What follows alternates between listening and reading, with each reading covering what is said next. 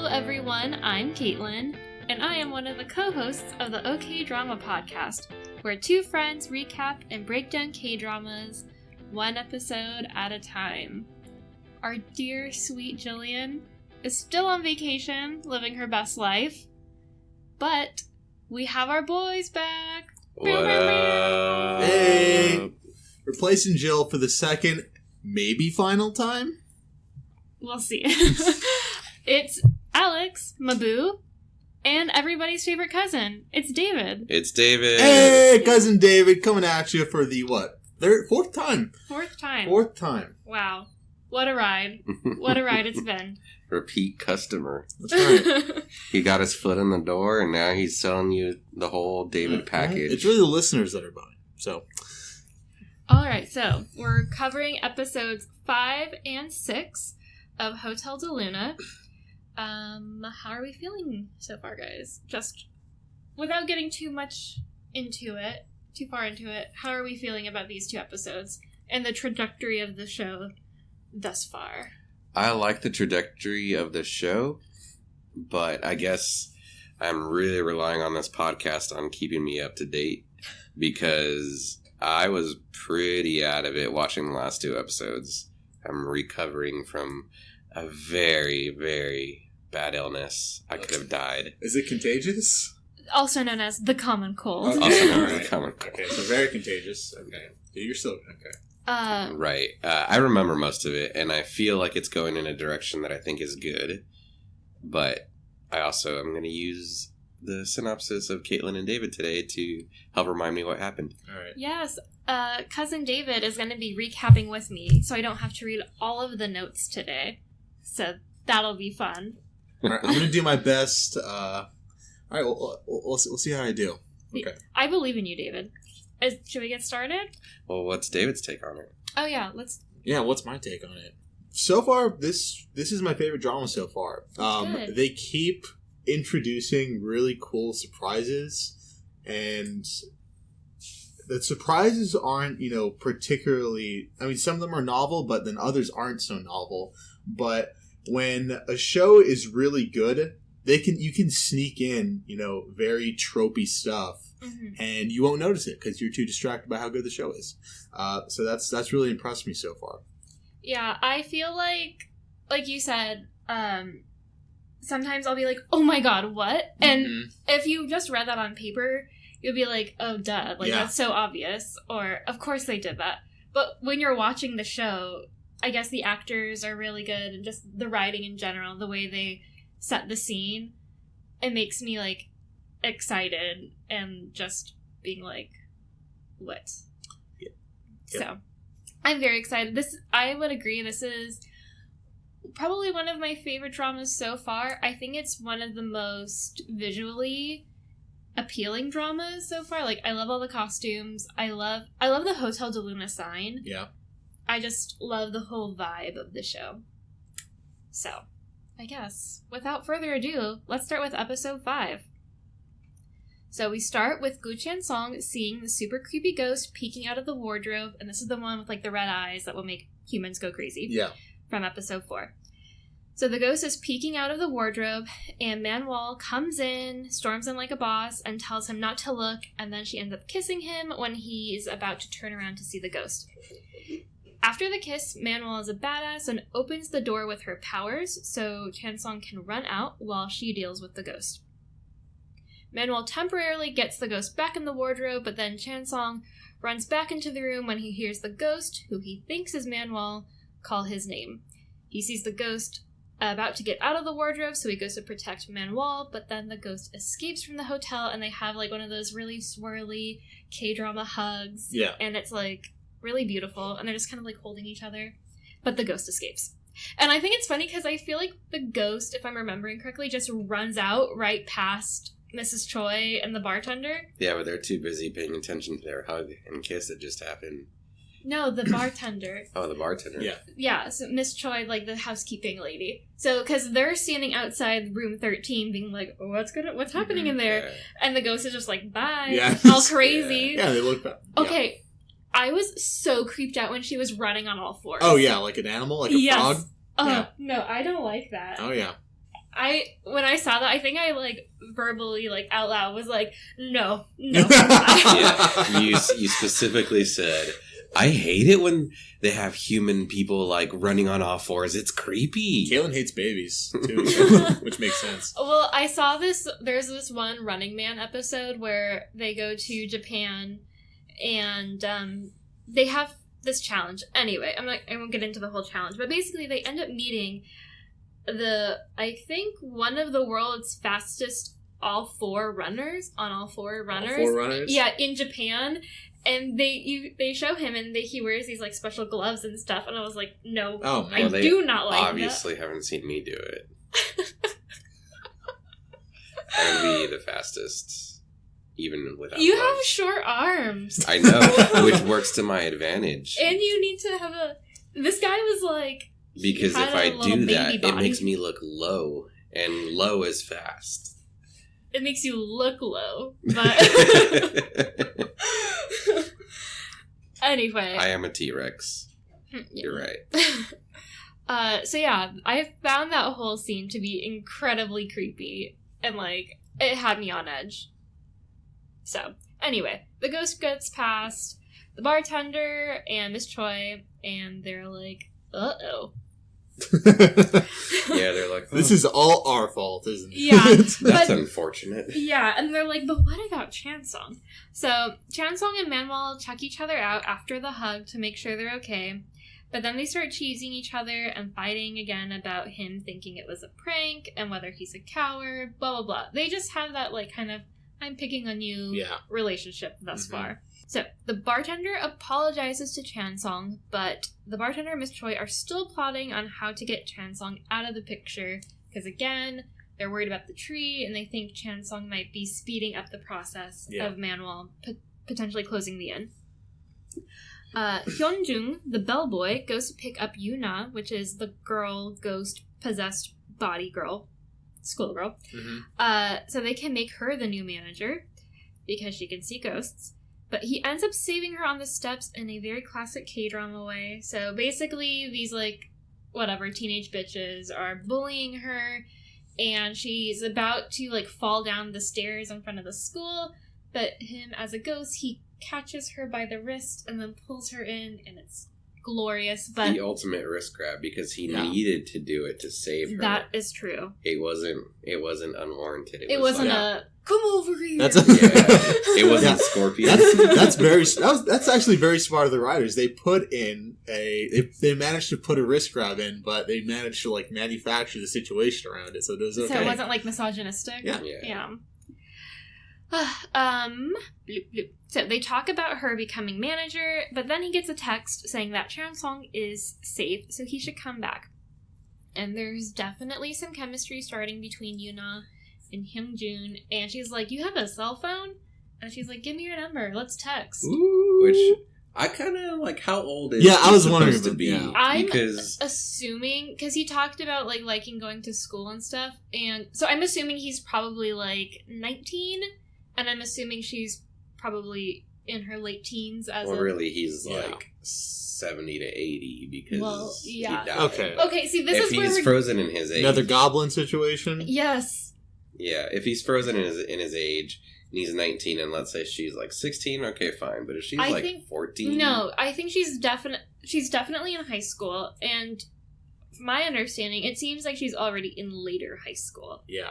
Like, because they all look so young, though. She mentions, like, having an internship. Is it just that I look so old? Maybe. It's that they wear makeup. and How old do you think the actor is who plays Hyunjun? I looked him up. I'll say 30. No, he's younger than that. I will say, knowing that you are trying to get me to guess older, but he's slightly younger, I'm going to go ahead and say 22. I'm going to say 16. He is 26. 26? Okay, so I wasn't that old. Okay, and then how old do you think the actress who plays Yuna is? She's 30. 21. Oh my god. Actually, I looked her up and she's actually 20. Dang it. So. Well, spoiler alert, Kaitlin actually told me this when we watched it. Yeah, well, on Running Man, they were like, oh, you're 21 now, but I think it's like Korean age 21. So she's like 20. Yeah. Do you know the whole Korean age thing? What? David? Everyone has the same birthday? Is that? It's kind of like that, right? Well, yes and no. So, basically, in Korean age, you're either 1 or 2 years older than your international age. Okay. So you're born one also, right? Yeah, basically you're born one, and then the Chinese New Year signifies everyone gets a year older, because they go based on the year, not necessarily on, like, after their birthday. Yeah. Okay. In their Korean age. So if you're, like, is the Chinese New Year in February or March? It's in February. So, let's say, like, for example, my dad, who was born in January. So my dad was 1 when he was born, and then he quickly turned 2, because so my dad's Korean age is technically 2 years older than his international age. Okay. Well, over here in America, we're all being like, he's 33 months old. Right. Okay, wait, was that her? So the ages you were just giving me, those are like their international ages, right? Okay, all right, just making sure. Yeah. I'm trying to salvage my bad guess as best as I can. No, it's not salvageable, David. Just take the L. Okay, yeah, so we're back at the hotel. Hyungjin gets excited when he sees Chansung because he's like a sweet boy and he likes Chansung. But then Chansung gets suspicious because he's like, "You're fine." Yeah. Like he has no chill whatsoever. But anyway. Bad at keeping secrets. Uh-huh. All right, so Miss Choi and the bartender do a PowerPoint presentation showing Manuel the different ways that they can get rid of Chansung. But Manuel says that Chansung won't leave, so she'll keep him by her side. She seems confident that she'll be able to handle the situation if the tree starts to grow flowers, and also what will happen if she's confronted with going to the afterlife. But Miss Choi and the bartender seem dubious about this. They also get word that Chansung might realize that they sent him on purpose, for some reason, and question Manuel's intentions, and note her mood swings. Right after that, you cut to Manuel saying that the employees, in fact, did send him to room 13 on purpose, so he'd die or go crazy. So she confirms his suspicions, and he understandably gets upset and kicks an earring that she's looking for under her desk after she asks him to find it. That's like the level of petty that I'd be at. Yeah. But it wouldn't even be like, oh, you're trying to get me, like, going crazy. I'd be like, oh, Kaitlin, you told me to clean this, even though you said you were going to clean it yesterday, and I just kick your earring. Like, okay, that's not petty. Yeah. It's not like, if Kaitlin sent you to like go crazy somehow, I could understand. That's not being petty. She's getting off easy. If someone sent me to a demon ghost room to go crazy, I do a lot more than kick their earring underneath the desk. Yeah. But then again, she is pretty, dude. That's true. Going back to the PowerPoint, I thought that was so funny. Oh, yeah. They had, like, the projector up, That's right. and she had, like, her little clicker, and she was like, well, there's this cabin in the farmlands where there's this ghost, and that'll make him go You gotta down. give them credit. They know how to keep up with the times. They have the nice cars. They have, like, computers. They have PowerPoint. They have Samsung phones. Yeah, they text. They wear current clothes. They don't stick to their, like, era. Yeah, the clip art on that PowerPoint was pretty good. Especially considering the locations were just, like, ghost places. What's that other PowerPoint that's, like, the big thing now that people use? It's, like, not PowerPoint, but it's something else. But it's like... The Mac one? No, that's Slides. No, that's Google Slides. No. Keynote? Keynote. No, not Keynote. It's, like, this, like, super special one that... Obviously, I haven't been in school in a while, right. and have not had to make PowerPoint presentations. Well, I never have to make it. Like, we have to do it at work. Really? For one of the owners. Well, we have to make this presentation, and we make PowerPoint. The specific one. Well, okay, at my office, we still use PowerPoint. Well, yeah, and most people do. And the ones that, like, are like, oh, let's use this one, it's because they're like, we have better animations, and it can look newer, and it's like, what adult who cares? Actually cares about? Yeah, just give me the information, let's get through this. Let's just get through this meeting as quickly as possible. 5-second fade in, fade out. It's like, oh my god. Of the text spin. And that was the business corner with Alex. So she explains that they're all worried since the tree's changing, and they think that they might have to leave to the afterlife soon. He asks why she decided to save him, and she says that he was weighing on her mind. He starts to ask her about her feelings in a funny way, and they start playfully arguing about going to Harvard again, asking dumb questions, and her having sincere feelings for him, and also how she was in the past. He asks about Yan Wu, finally get his name, and her demeanor changes. Then she asks if she thinks that he's Yan Wu. And he says probably not. And she says Yan Wu was the person that loved her most in this world, and she asks him if he loves her. And he replies that it's clear it's not him. And she tells him to leave, but she ends up leaving on her own and goes to her room. What? Heartbreak. What? I know. That I was like... What a great response. It's clear it's not me. Yeah, that is like probably the most face-saving response he probably could have given. Yeah, but also, man, he cut deep with it too. Exactly. It's like he rammed the most dull knife he could into her heart. I get, but it wasn't sharp. Or like he sent enough. her to a room to go crazy. But the thing is, I think he probably feels like she has put up such a front of being icy and cold and not having feelings. Yeah, he's just doing it back to her. He does love her. We'll all find out. I like how the conversation swung in the beginning, just like, hey, sorry, we sent you to the room to go crazy. And at the end, he's like, do you love me? Yeah. Do you love me? Are you? We get a flashback of Yang Yu telling Manuel that he will build her the biggest house in the city with her favorite tree because she can't live because she can't live in a tent when she's a grandmother. She laughs it off, saying that she'll always be on the run and probably won't live long enough to become a grandmother. He tells her that the fortune teller told him that he would live to be as old as a tree and that he would give all those years to her. She points out that that would mean he would die. And then he responds that he's fine with that as long as it's for her. And I thought they were brother and Yanwu? sister. Yeah, you totally thought that. I thought it was his brother. Yeah. But I guess this is like a little old-fashioned love triangle. Yeah, when it came up, I was like, this is the love triangle, David. This is the love triangle. Yeah, the brother, so the brother is Yanwu. Yeah. Yanwu, yeah. Well, what I thought was the brother. Oppa. Oppa, right? Well, they're not calling each other Oppa because it's ancient. But it would be, right? Yeah. Okay. Mm-hmm. They're technically maybe both are Oppas if the other guy is... If she's like, Oppa, like that. And if he's older than her. Instead of just being like, Oppa. Oppa! That's more like actual brother calling you over, but like, Oppa is like cutesy. Oppa! Oppa, buy me tacos. I get you tacos all the time. Yeah. Sidebar, back to a little bit ago. Again, we already talked about the aesthetic of the show, but I love her office. Oh, I didn't even pay attention. Yeah, what was in her office? It's just the color scheme and the lighting. She has like mood lighting and oh, I'm all into mood lighting. It just looks very comfortable, but like it's the right amount of what would I say? Like eccentric, but mixed with like really classy, like old-timey stuff. Like she has a bunch of cushions and I don't know. Yeah. I just love the look. Y'all should pay attention to her office next. Is it like eccentric old, kind of like how Harry Potter would be? Like if you were to go like to Ron's house. Well, Ron's house is kind of dump. shitty. Yeah, exactly.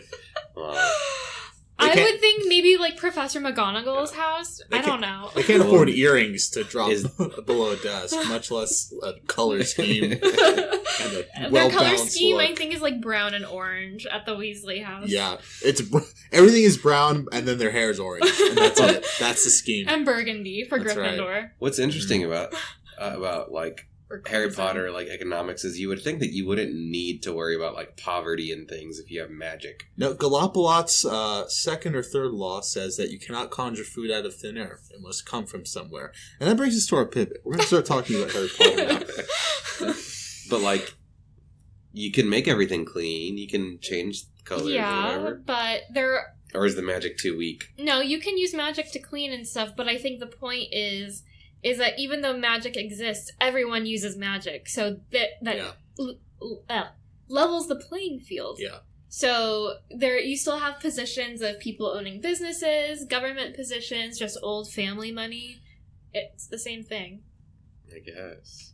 Well, we can have this. Anyway. That was the Harry Potter corner. That's right, Harry Potter corner. So after the little flashback, very nice, touching flashback. I know. I really like these flashbacks. They're very nice. It's so well done. I just have to say. I love it. Okay. Then we cut to a very creepy scene. It looks like some sort of shaman type dude clips a deceased woman's fingernails and hair. And he, like, has them in a little paper, I don't know, envelope thing. Mm-hmm. And he tells the woman's parents, we're assuming at this point. Quote unquote. Yes. That he will find a groom for her. And the woman is like, it looks like she's on an autopsy table, pretty much, and she's in a wedding dress. A Vera Wang latest Wang, collection wedding dress. Yeah, they made sure to say that. That's right. So the shaman guy hands the parents a red pouch with the clippings inside of it. The parents tie the pouch to a paper lantern that they release into the sky that says "Inn of the Moon" in Chinese on it. A voiceover of the shaman explains that the human who picks up the pouch will be the groom of her spirit. So, have y'all seen those, like, little lanterns before? I've not. I only saw that in Goblin, and it seems to be kind of like an old-timey way of, like, sending up your wish to the gods, I think. Mm-hmm. Or, like... I've seen it in, like, commercials, like an Ambien commercial or something. What? Yeah. Okay. So... They could sneak another sponsor in there, I guess. And that was the sponsor corner. That's right. So the subtitles explain that there's a popular Asian belief that red thread connects people fated to be together. So that's why it's a red pouch. Mm-hmm. The father says he hopes a good person picks up the pouch, and the mother makes a comment about her finally getting married. Then we see the woman as a ghost freaking out, saying she doesn't want to be married, and she runs away. This was nuts to me, right? Where it's just like, let's just pair her with some random guy for the rest of, that's nuts, right? Any vagrant can just pick up that pouch, Yeah. Also, I mean, if someone picks up the pouch and I guess like they don't return it to the rightful owner, I mean, is that, I don't know. I think the thought is that they put their faith in God to have the right person be fated for her pick up the pouch. Okay. SMH, we're in 2019, guys. Fate doesn't exist. Make your own fate. You make your own fate. Okay, anyway, back to the... So, Miss Choi and Chan Song talk about his work and how he likes the hotel now. So they're just, like, kind of small talking at this point after the awkward, like, I kind of tried to kill you earlier. And so he's like, I think she's like, yeah, you're being, like, a lot cooler with the ghosts now, blah, blah, blah. And he was like, oh, yeah, I've realized, like, everyone here is so nice to me. And, I pay back what I receive tenfold. Like, okay. Go to the next part, and then I gotta comment on it. Okay. So he's gonna try to kill her 10 times. As he's about to... Oh, okay. So Chansung is about to leave for the night, but then he sees a ghost in a wedding dress at the front door. He's about to invite her in, but then she faints. We then cut to him with the ghost in Manuel's office, and Manuel gets upset and asks why the ghost is so out of it. Because at this point, like, the ghost is just kind of, like, resting her head on Chansung's shoulder. That was really funny when we just cut to her. The first thing she says is like, why'd you bring her to my office? Yeah. Like, you could have brought her to a room. I think she's like, this is not the front desk. Yeah, exactly. That was a great editing, great cut. Which, let's be honest, he was probably doing it to make her jealous. You think? Oh yeah. No, they both got a thing for each other. Every single time they're proud. Like, every single time they like talk together or are together, I always think of like, I love you. Oh my god. Yeah. That's our I love you moment music. Sorry I tried to make you go mad. Do they make cards for that? Do you wonder? I think you can, David. That sounds like a great business venture. K-drama themed cards. Oh yeah, that could be like something for your online store at some point. Or you could even do like Valentine's Day cards. That's right. Yeah, sorry, I tried to make you go crazy. Yeah, sorry, I say Room 13. All righty. Bloop bloop. Okay, so yeah, Manuel's getting jealous, and. So Manuel gets jealous, and Chansung explains that the ghost is exhausted from traveling, and he doesn't mind letting her rest on his shoulder. Ooh. Manwall is all huffy at this point and asks the ghost if she's doing a soul marriage.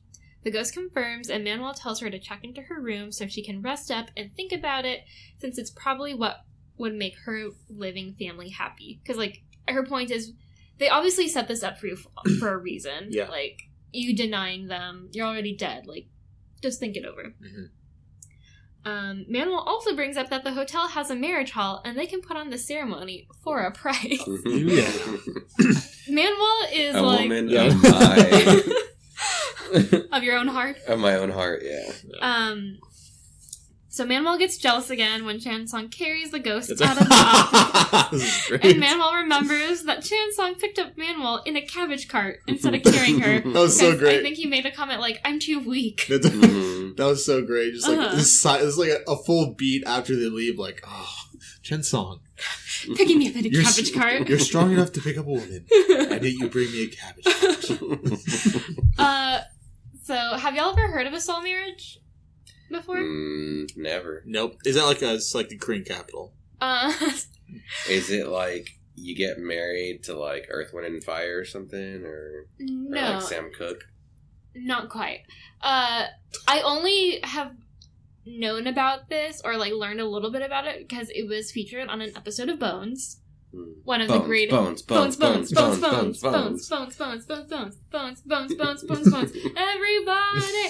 I used to sing that song before I watched Bones, guys. Still do when I watch reruns of Bones. One of my favorite fictional crime shows. Anyway, in Bones, they find these bones. And really? Yeah, they find these bones, and basically what it looks like is in this case, they were Chinese people, I think. And they had put the bones of their deceased daughter and the bones of a newly deceased, like, man in the same box or something. So that would, like, bring them together or whatever. I don't remember the specifics of, like, I think maybe the boy was killed with foul play or something like that. Okay. I'm not sure. I don't remember. We should watch that episode of Bones to figure out later.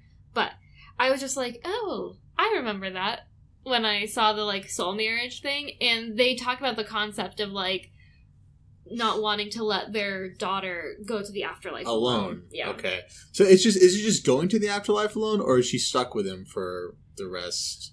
That is not clear to me. It seems... it depends on, I guess, what version of the afterlife we're thinking of. Yeah. But in all versions of the afterlife that I'm aware of, if you're being reincarnated, you are split up again. Okay. And there's the chance that you'll meet your soulmate again in your next life.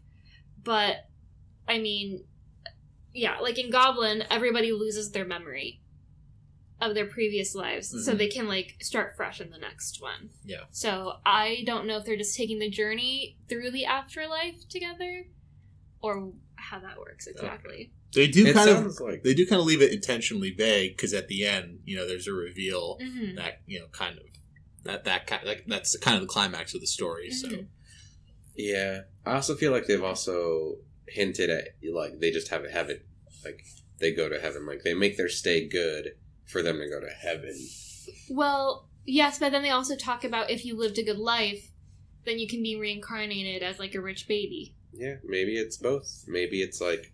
Karma baby. Well, okay. Maybe you need to go through life, like, 7 times or something. Okay, so in Goblin, they say you have 4 lives. That's great. And so after your 4th life, then you're done. Well, in Super Mario Brothers, you have 3 to start. Oh. But then you find green mushrooms, and it's going to go up. I don't know if it's 3. It might be 5. But yeah, in Goblin, they said, like, they labeled what all 4 lives meant. And so it was, like, a thing, if you met your soulmate, like, your soulmate might not be on the same life cycle as you. Okay. So it's a thing, like, we'll meet each other in the next life, hopefully. Well, they need to live together for a while so they can sync up their cycles. Okay. Oh my god. Anyway... So, Chansung wakes up and makes some sponsored Nescafe coffee and chats with Sanchez. Which Sanchez I can vouch for this Nescafe because I had it in Korea at a school. You didn't have the pod, did you? Did they make the pod? Oh no, it was an instant. Oh, okay. Yeah, but he had a pod. I had the pods in law school. The Nescafe? Yeah, first of all, I hear they're very expensive. Yeah, and also, man, they really jack you up. Seriously, like when you get through your first year, everyone would have you like, I was buzzed and just the crash was terrible. So, shout down to Nescafe, I guess, for making me crash. If you think that'll make you crash, you should try the Bang. No, the Thai. Thai coffee? Yeah, the Thai iced coffee, like that's like, I've had that a few times and both times, or 2 times, and both times, like, I definitely wake up, and the first time I got, like, shaky hungry because I hadn't eaten, and I'm not that type of person, but I was, like, shaking and, like, it was hard to walk. I felt like I was anemic for a second. Alright, so just be careful when you're drinking Nescafe, kids. Yeah, and Bang. Don't drink Bang. Yeah, have you had a Bang? Sucks. No, I haven't. I thought my heart was going to explode. I actually really like Bang, but I'm protesting Bangs. They taste great, but just don't drink a whole can. But they make your heart explode. Yeah. They taste great, but they donate to demagogues. Oh, really? Yeah. That's why I stopped drinking it. Well, that's why. It's terrible all around. I mean, Red Bull. Let's just get those. That's why I stick to Tara tea. Tara tea. It's refreshing, caffeinated. Sugar-free Red Bull for me, please. Oh, I also like the pear one. No, pear's good. Red Bull, hit us up, because you are my drink of choice when I want to wake up. And our F1 team of choice when you had Danny Ricciardo and Vettel on your team. Yes. Anyway, so, blah. He's talking to Sanchez. Chansung freaks when Sanchez tells him that Manuel called and that he spoke to her. Manuel wants the money from the painting. Chansung asks if she was screaming or angry, and Sanchez says no, she was really nice, and they exchanged social media info. Ghosts have Facebook. Chansung thinks that Manuel must know that Sanchez is rich, so he's safe. Ah, that makes sense. Mm-hmm. It's great, very, very insightful by him. Mm-hmm. Right. So Manuel starts planning the wedding in her own fashion. I think they go to Swarovski. And it's a little later. Okay, yeah, that's later. She gets the black card. Yeah. Uh-huh. But then Hyungjun lets it slip again that Chansung is going to look for the pouch and confronts the parents so she won't have to get married. Miss Choi brings up that if Chansung finds a pouch, that he would become the groom, but that actually might work out because the ghost said she didn't want to marry a stranger, and Chansung technically is not a stranger. She's known him for a day, 2 days. But he has great shoulders, apparently. That's right, great for resting her head. That's right. Manuel, and he can pick her up. Mm-hmm. Oh baby. Manuel gets upset and storms out. Yeah, I love that Hyunjun is just like the secret teller. That's what I would be. Honestly, like he just speaks all the time and just like yeah, you were third choice. Yeah, he's going to look for the pouch. Yeah. I do that at work. There isn't really like a saying or anything, but it's pretty well known that if you tell me something and you tell me don't tell anybody, I would probably tell somebody because I forget who not to tell. What an awful reputation. Yeah, no, it's not a good reputation, but they still tell me, so they know. Okay. Alright, so Chansung goes to the park to look for the pouch while Sanchez comically rides his bike. Chansung sees Manuel at the park having a very glamorous picnic. They fight a little bit about him finding the pouch, and she tells him that she won't let him get married. He tells her that he planned on picking it up and letting her figure out how to get out of the situation. Manuel picks up her very fancy binoculars, and we see Sanchez fall off his bike and fatefully pick up the pouch, sealing his fate. Manuel makes a comment about Chansung eating noodles at his friend's wedding. Yeah, noodles signify, I think, a long life together, apparently. That's what the subtitle said. Also, Manuel was very nice to Sanchez. I think that's another clue.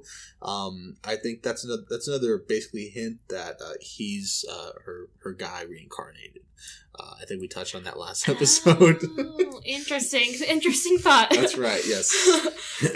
Or she knows he's going to be the one that gets in the wedding, so she's being nice to him also because of that. Maybe. But probably She don't mostly 'cause of care. money. Yeah. Also, I think she said, "Oh yeah," and while at the park, she's like, "Look, you're gonna have to trust me on this." And then, of course, just like, hey, episode before that, she sent him to go mad, and also we really shouldn't have trusted her because she just had Sanchez pick it up, which isn't what he wanted at all. Yeah, but I did like that.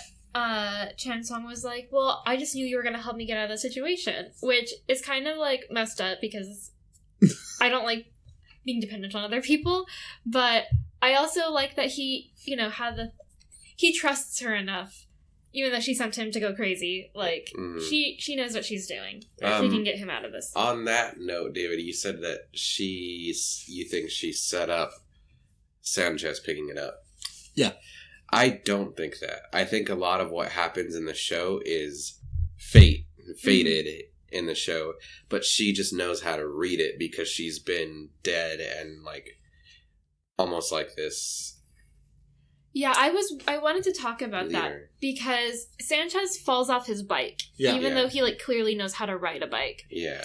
So do you think that was Manuel controlling his bike so he would fall over? That's what I thought. No, I don't think so. No, you don't? Okay. I think she just knows how to read fate because she understands it. Because it's happened twice before, or a couple times before, that she tells him, don't do this because this, or don't do this, and he does it, and then later on she explains why he shouldn't have done it. And I don't think it's anything that she's setting up to make him like mess up. I think she just understands how the world works, how the afterworld works, basically, and how fate works in this universe of Hotel de Luna. Yeah, and I mean, like you said, like she's lived for over 1,000 years at this point. Like she's seen how people interact with each other, I guess. And Chen Song the whole time is like, well, no, I'm still gonna try. I'm not gonna listen to you because. Chen Song. But it's still unclear to me whether or not she made Sanchez flip the bike over. Sanchez. Because my other thought, kind of like how David said, is that she can control Sanchez more. Like, it's easier to keep an eye on him rather than letting some rando pick up the pouch and have that rando be like a terrible person. That's very smart, right? Yeah, like we know that Sanchez is like a variable that is known. Yeah. And so it's easier to control him and, like, make sure things don't go south. I think that's the other thing the show's good about.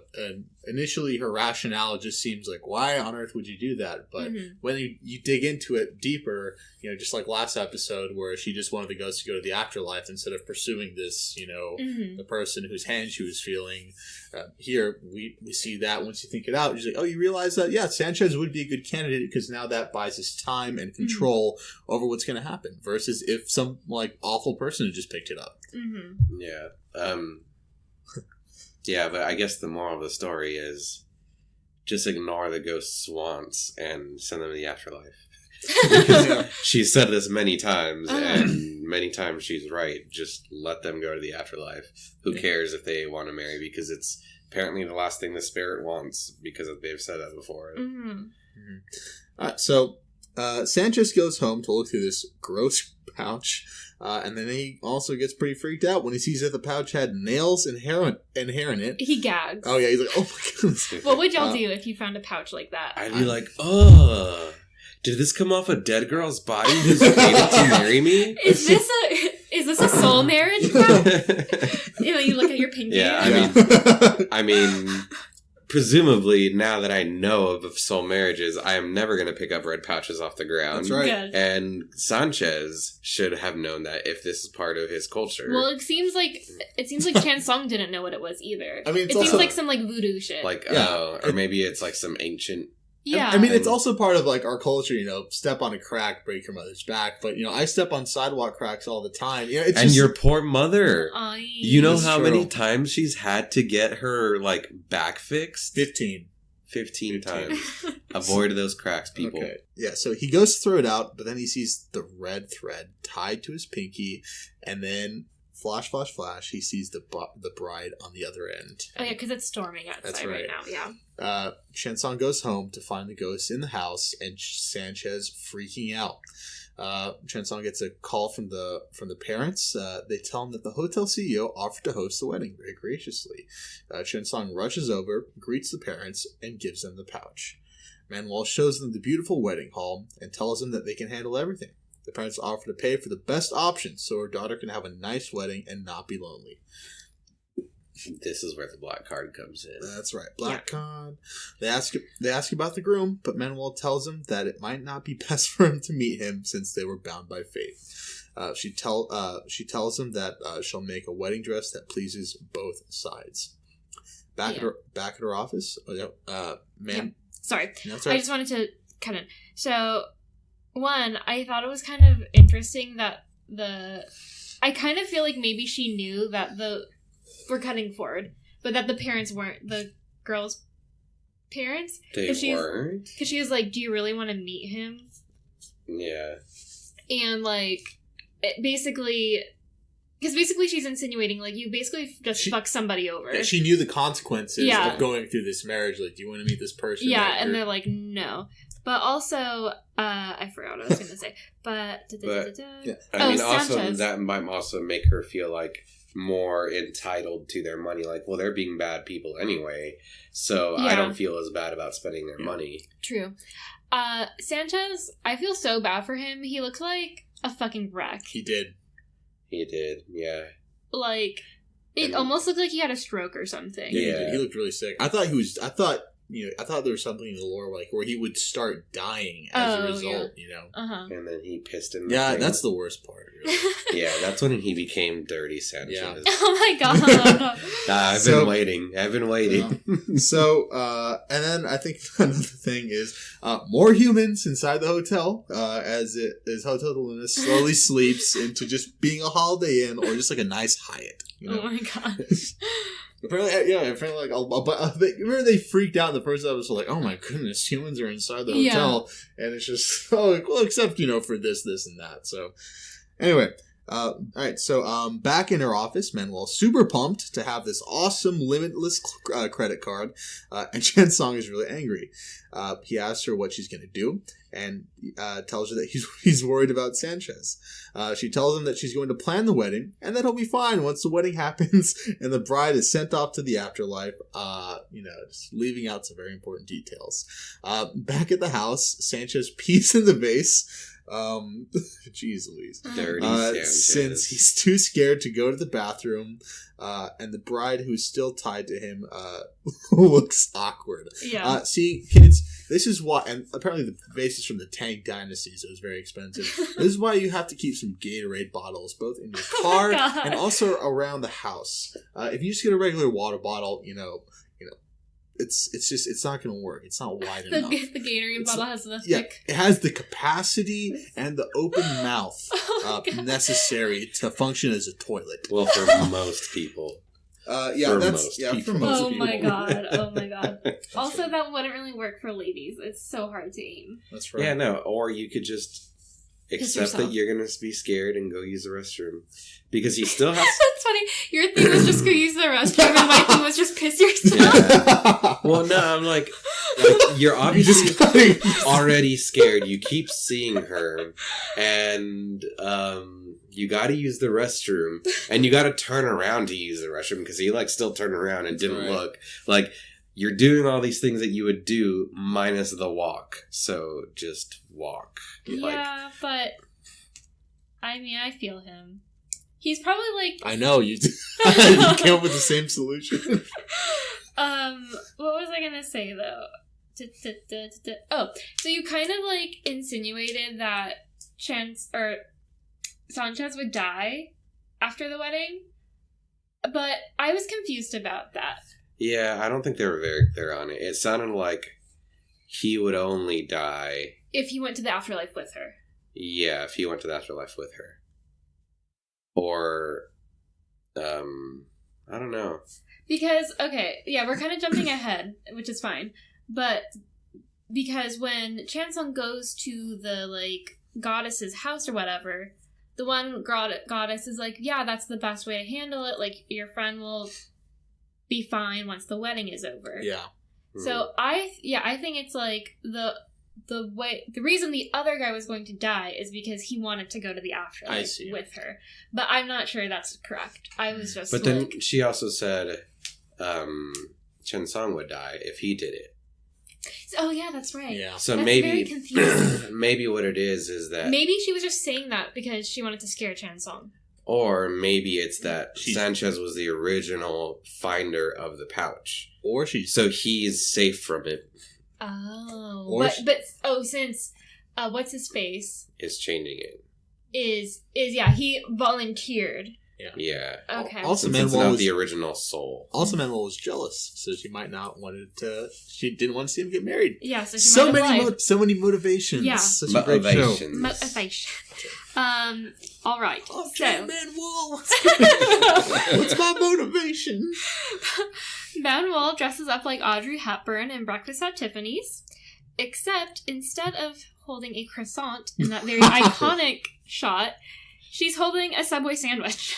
Which in front of a Swarovski. I would say arguably is more iconic. That is very iconic. I don't know if we talked about this, David, how like Subway is a sponsor in basically every K-drama. 80% of K-dramas. Yeah, that's right. Yeah, so I just loved, because at first I was like, what is she holding? And then I saw like the green and yellow wrapper. I was like, that is the unmistakable wrapper of a Subway sandwich. And Kaitlin would know.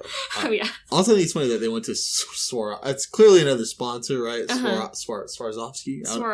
Swarovski, I think. Anyway, whatever. The place with fake diamonds. Yeah, that's what surprised me. It's like, okay, we're going to go all out. We're going to go... But those are still really expensive. They're crystals, right? Okay, well, this is a black card. You know what I mean? This is a black card. You want them to actually go to Tiffany's? Yeah, exactly. I'd go to Tiffany's. Well, if Tiffany decided, which brings us to our sponsor, to be the sponsor of K-dramas, then Tiffany's it'd be. But instead, it was Swarovski. So. Swarovski. Okay, let's see how much something's from Swarovski. Oh, the earrings that she was looking at are $150. That's actually not that expensive. Oh my god, I kind of want these earrings to match her.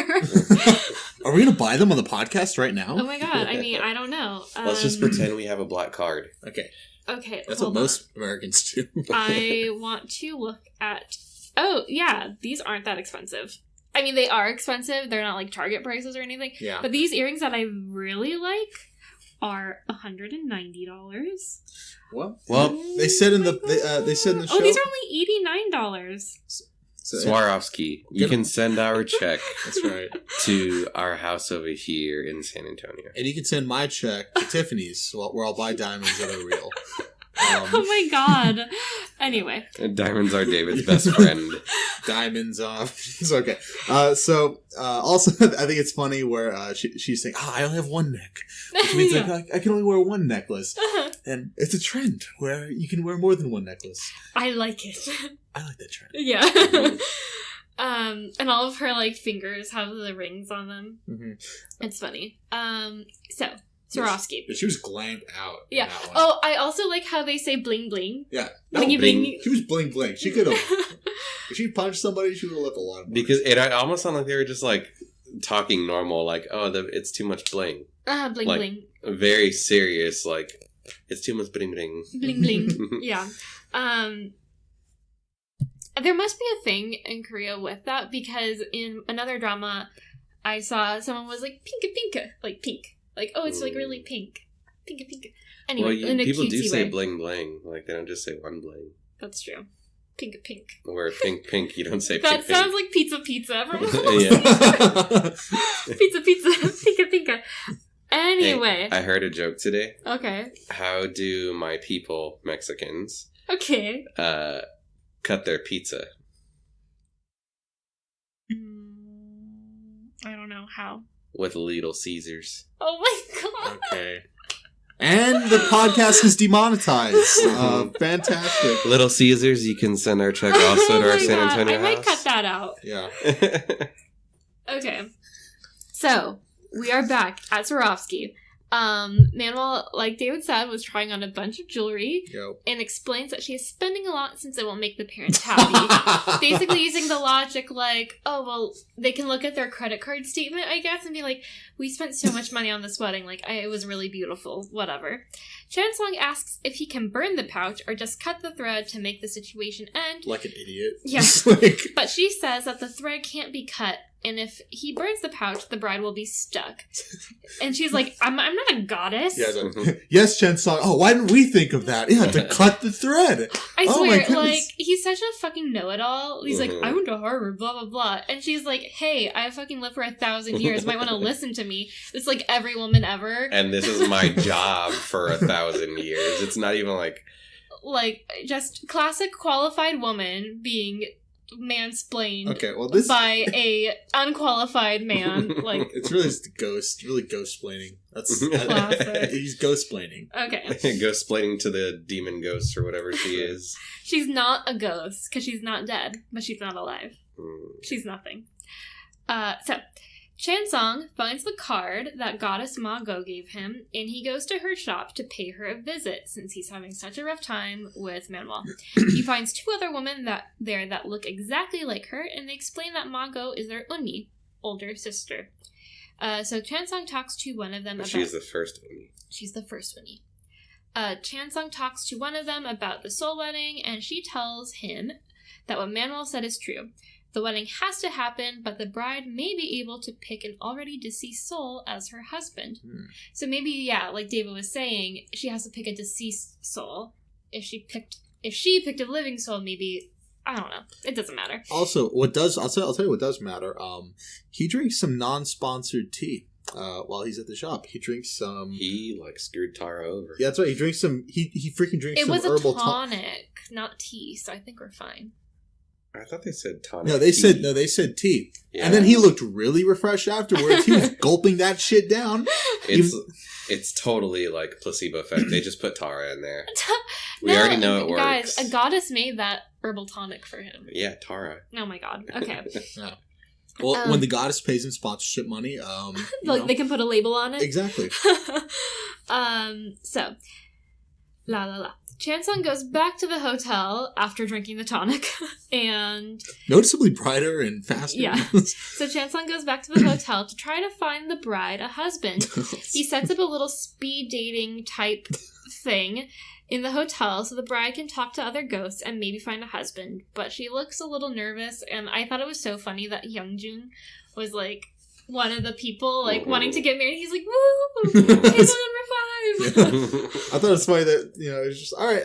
I thought it was funny that they used an hourglass. Yeah. It's like, why did you do that? They used an hourglass and then they, like, cut to one, like, little shot and then cut back to it and it was, like, already mostly gone. And I'm like, wow. And then they cut back to her and she's still standing there. I'm like, did she not talk to them? Like, yeah, I was confused about that, too. Well, what if we treated picking your husband like a shitty board game and used an hourglass? Like, I would have walked out if she was just standing there the whole time. I would have been like, I don't want to marry you anyway. Dang. Such hurt feelings. Yeah. I'm proud. So we cut back to Manuel with Miss Choi, and Manuel doesn't seem convinced that the bride will pick anyone. Chansung gives the bride the pouch to give to one of the other ghosts, but she ends up asking Chansung to marry her instead. She explains that if she marries a ghost, they will have to leave together, and she wants to leave on her own. Chansung looks shocked, but takes the pouch to help Sanchez. Hyungjun tells Manuel that Chansung agreed to marry the ghost, and Manuel freaks and tells him to go get the 4th candidate, aka Yuna.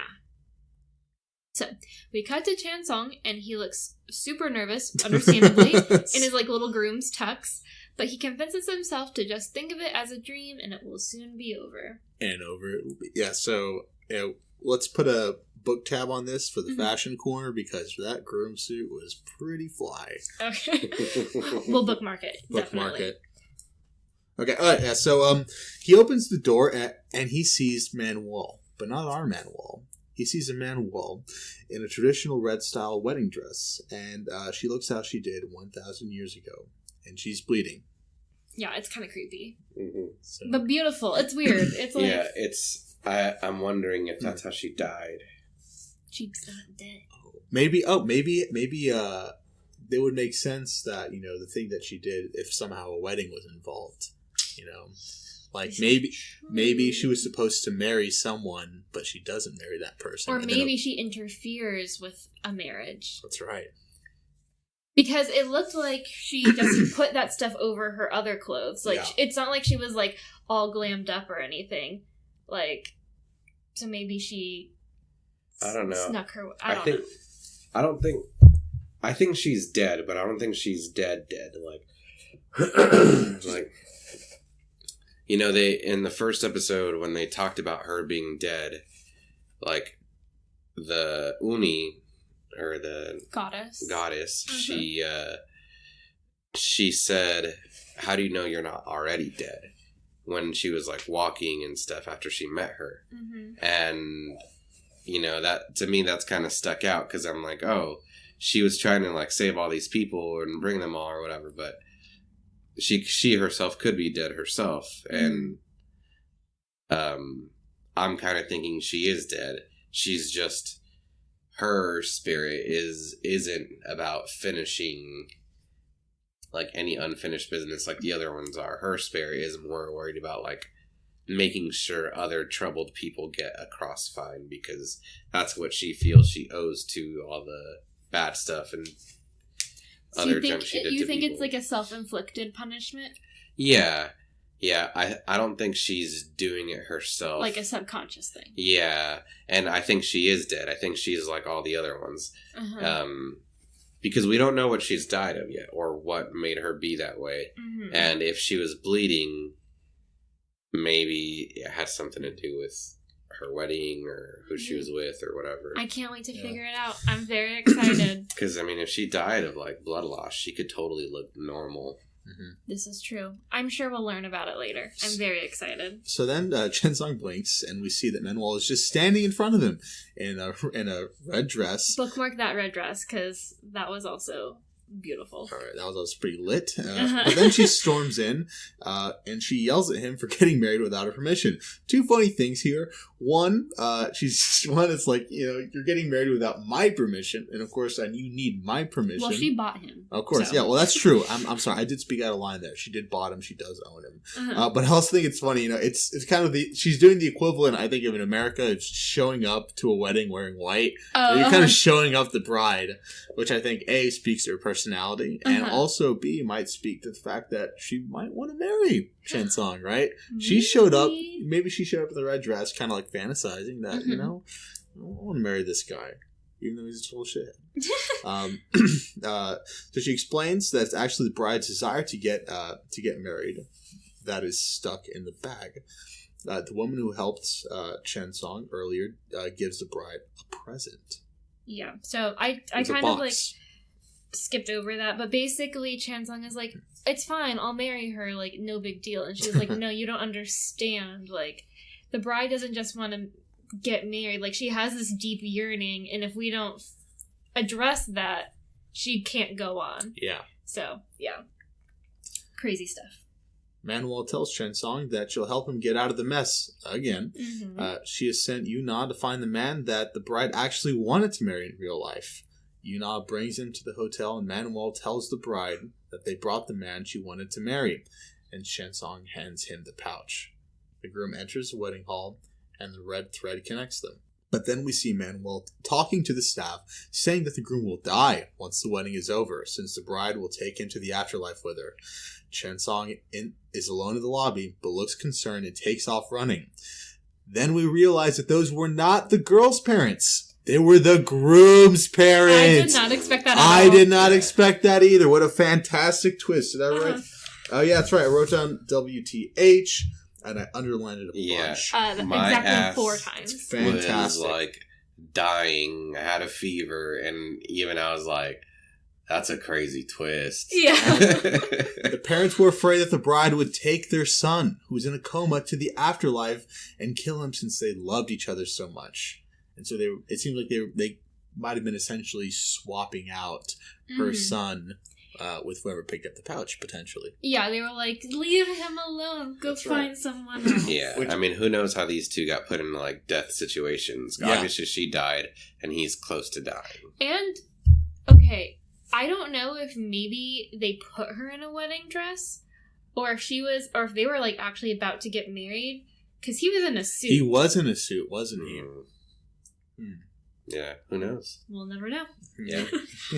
Which, side topic, and I've said this to Kaitlin in person, but like, that's also kind of selfish of her parents, like. Oh yeah, but or not her parents, his parents. Like, not only on behalf of like we want to like make her do these things for our own reasons, but because like, what if her son is fine with that? Like, is fine with going on in the afterlife. It seems like he was fine with that. Yeah, because I mean, I was telling Kaitlin, like, well, if we were in that situation where you were dead and I was about to die, and we were like ghosts talking to each other, and you're about to carry me to the afterlife, like, fuck yeah, I'm going with you. I'm not gonna go live this lonely life where I'm depressed the whole time. Like, this is obviously contingent on the fact that heaven and afterlife and all that stuff already exists. So it's like, well, why would I go back? This is like a paradise-ish type scenario. Well, David, would you resent my ghost if I took Alex with me to the afterlife?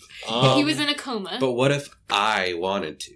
Well, I mean, he wanted to as well, but I mean, you could have maybe he had a lot left to do on Earth, you know? Like what? Everything we do here is meaningless. That's no, apparently not, right? Because they meddle in they meddle in affairs a lot, and also determines. Oh, what's he gonna do? He's gonna go get a job. It also work. It also determines. You know, he could help people, or he could. That's true. He could help people, or he could hurt people. Yeah, exactly. But he deserves that. He needs that chance. What if instead he's about to die and then he doesn't die? And now he gets all depressed or whatever, and then starts becoming an alcoholic, and then... What if? Yeah, exactly. He deserves the chance. I think he deserves that chance, but it's also his own choice. Like, if he's making that choice... I think... It just doesn't seem... It doesn't seem right, where, you know... And he could have had a lot left to do in life, where he could be helping people. Yeah, but that's a what-if scenario also. I think. What if he's helping? What if he just lives a regular life where he's not really contributing or detracting? Like, so are you on the groom's parents' side? I understand. I mean, they're selfish, but I mean, I understand. I understand why they did what they did. Yeah, you know? I mean, like, obviously they love their son very much, and I would argue that maybe most parents would do anything to make sure their child doesn't die. He's very young, you know. But also, I also feel like, you know, he's a grown-ass man. Yeah. So anyway, it's a very what a great dilemma. Area. Yeah. What a fantastic dilemma. Gray area. Mm-hmm. Chen Song tries to stop the wedding. He's really banging on those doors, but they are locked. The groom tells the bride that they can be together forever now, but the bride tells him that they have to stop. And she tells him to leave, and she turns into a scary ghost, causing the groom to run out. And Chen Song and Manuel see the ghost turn back to normal and cut the thread that the goddess gave her. With her little scissors. Oh my god. Okay. Cut the thread with the scissors that the goddess gave her. Sorry. Saying she needs stronger will to let go than to hold on. After the thread is cut, the man wakes up, and the bride said she loves him and to be happy, and she cries. Ugh. Wow. What a great, very responsible decision by her. Yeah. She's a good person. That's a good, responsible decision. Also, I really liked that that goddess was just like, let me get in here and fix the situation. Also, I like that Manuel kind of set that up, because she's like, what am I, a goddess? Like, no, I can't just cut the thread. And then the goddess ends up giving the ghost the scissors to cut the thread. I kind of figured great foreshadowing. I kind of figured that what was in the box was scissors, but I like that they added the conflict of, you know, I like that they added the conflict of the additional detail of, it's not the goddess that has to go and cut the thread herself. She, you know, the bride has to take the scissors that the goddess gave her and actually cut the thread. Especially since they made it like that line at the beginning that was like, it's really difficult to cut and it requires like an insane amount of like strength or something like that. Yeah. Yeah. Which Also foreshadowing, but I mean that's why they ended with that line. Very good. Such good writing, guys. Great the Hong writing. sisters, they really know what they're doing. Good for them. Mm-hmm. So, Yuna and Hyunjung talk in the lobby, and she asks if she can be an intern. A woman named Mira shows... Mira. Also, I think this is Danielle's mom's name. Because she just always said, my name is Mira. Is it Mira? Is it Mira? Mira. Mira? Okay, that's easy. David. Mira. Do you think he said for our listeners, Mira in Spanish means look. So it's and when you say it in Spanish, you're usually pointing at something and you're saying Mira. Yeah. Okay. Mira. Mirashi. I think at one point she says that she thought she was never going to go back to Korea. She clearly didn't grow up in Texas because people would have teased her about that. Yeah. Well, she probably had an English name. Oh yeah. I like hearing Myra. I like hearing Asian people's English names. Or Look. Her name is Look. Like, my mom was saying that she has some kids in Korean. They're like, my English name is Tomato. And she's like, okay. Like, they just pick an English word. But obviously, like, that's usually kids. Like, adults come up with, like, my English name is Jennifer. Yeah. We should, next time we go to Korea, we should, like, find a really funny thing and say, my Korean name is this funny thing. Okay, so Mira shows up at Sanchez's house. That's like so much Spanish in there. Yeah. Mira shows up at Sanchez's house and Mira, it's Sanchez's house. Okay, and she asks to see Chansung. Sanchez seems surprised to see her. Chansung sees the bride off to the afterlife, and Manuel asks Death if the third grandmother/goddess lady gave her the scissors, and asks if all three of them are helping Chansung. He tells her that Mago is helping her since Chansung will eventually see Manuel off when she leaves the hotel. That's right. Chansung makes a comment that seeing the ghosts off makes him feel lonely, whereas before, when he was seeing off like humans, he felt like proud, like he did a good job. Yeah.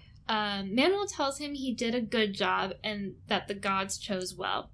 She asks about the dreams again, and we see the flashback of her in the red outfit bleeding.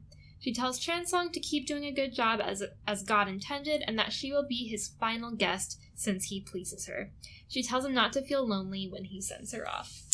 Well, End of episode. Okay, I have a final thought on that. Okay.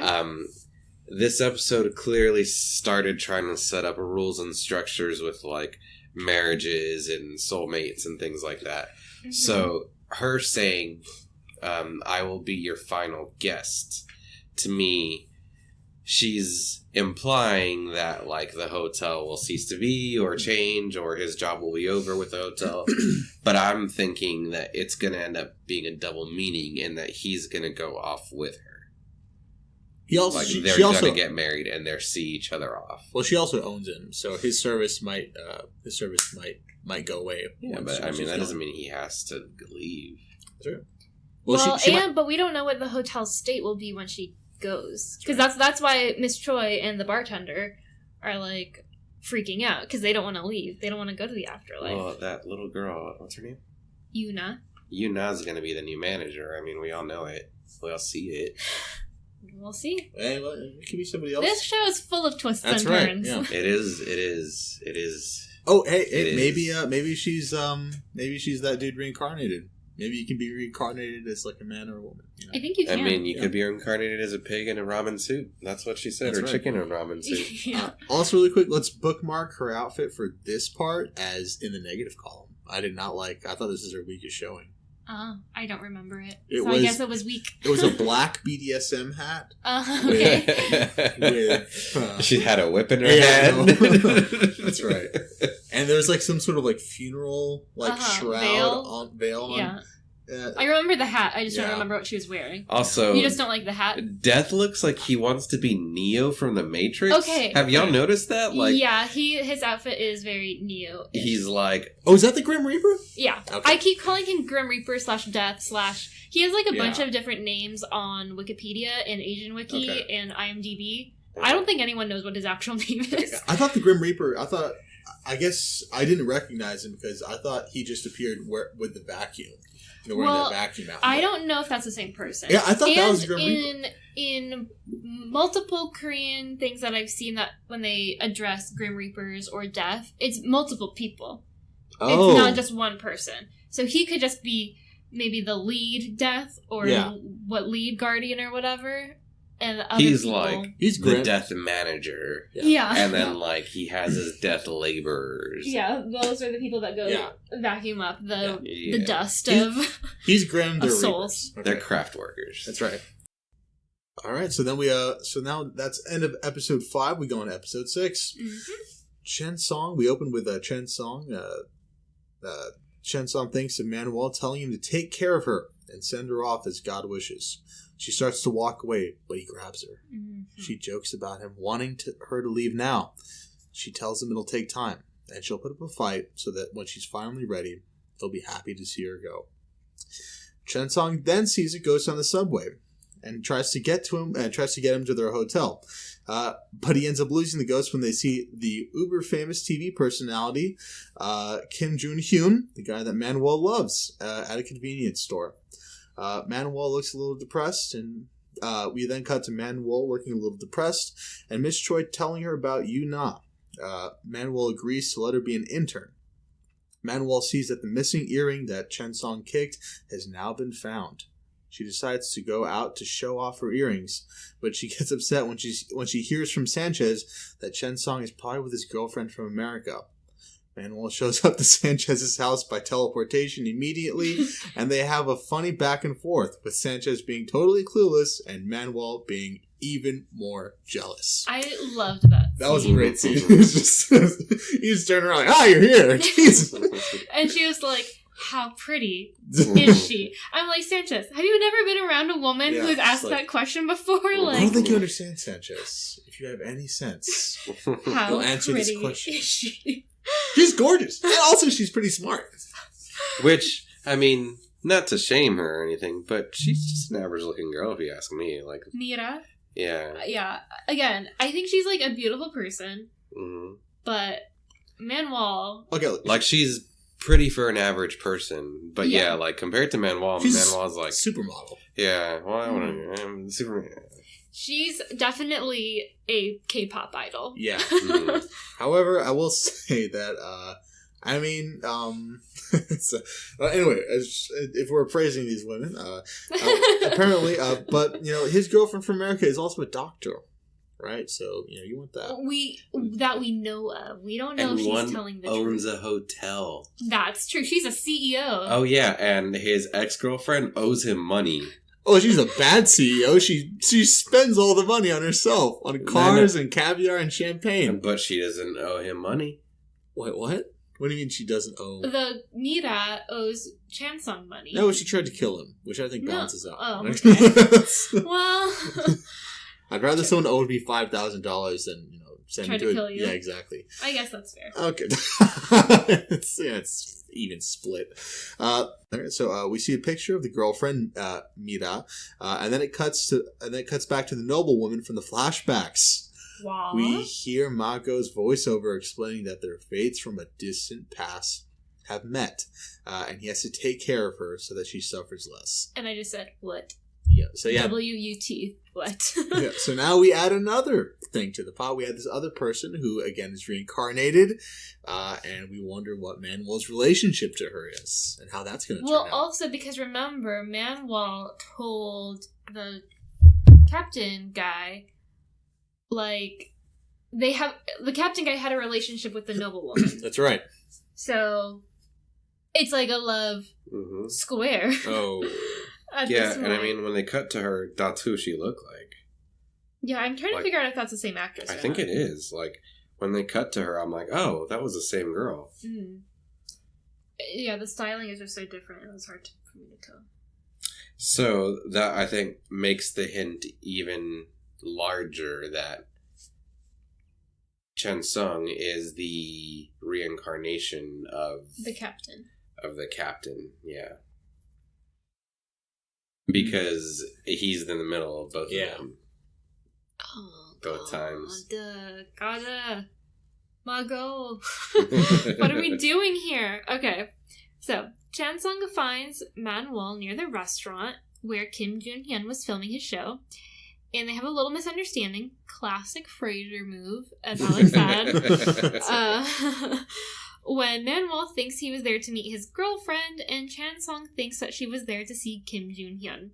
They fight a little bit, and then they agree to go eat octopus together and watch the sunrise at the beach, and Man-wol looks really happy. But then he clarifies that Kim Joon-hyun is nearby, and they end up going to that restaurant instead.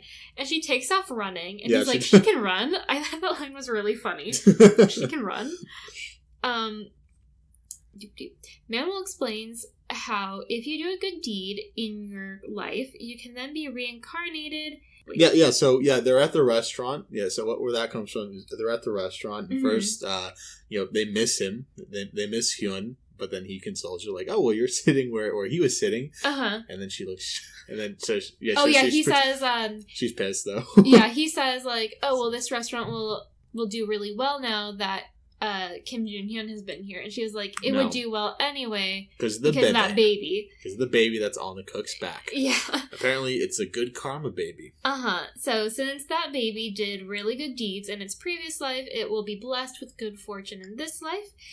Chansung asks what will happen if you're a bad person, and she tells him that they'll either be reincarnated as a dog or a pig. I thought it was really funny that we finally get into the consequences of her actions now, where it's just like, oh my god, you're going to be a pig, aren't you?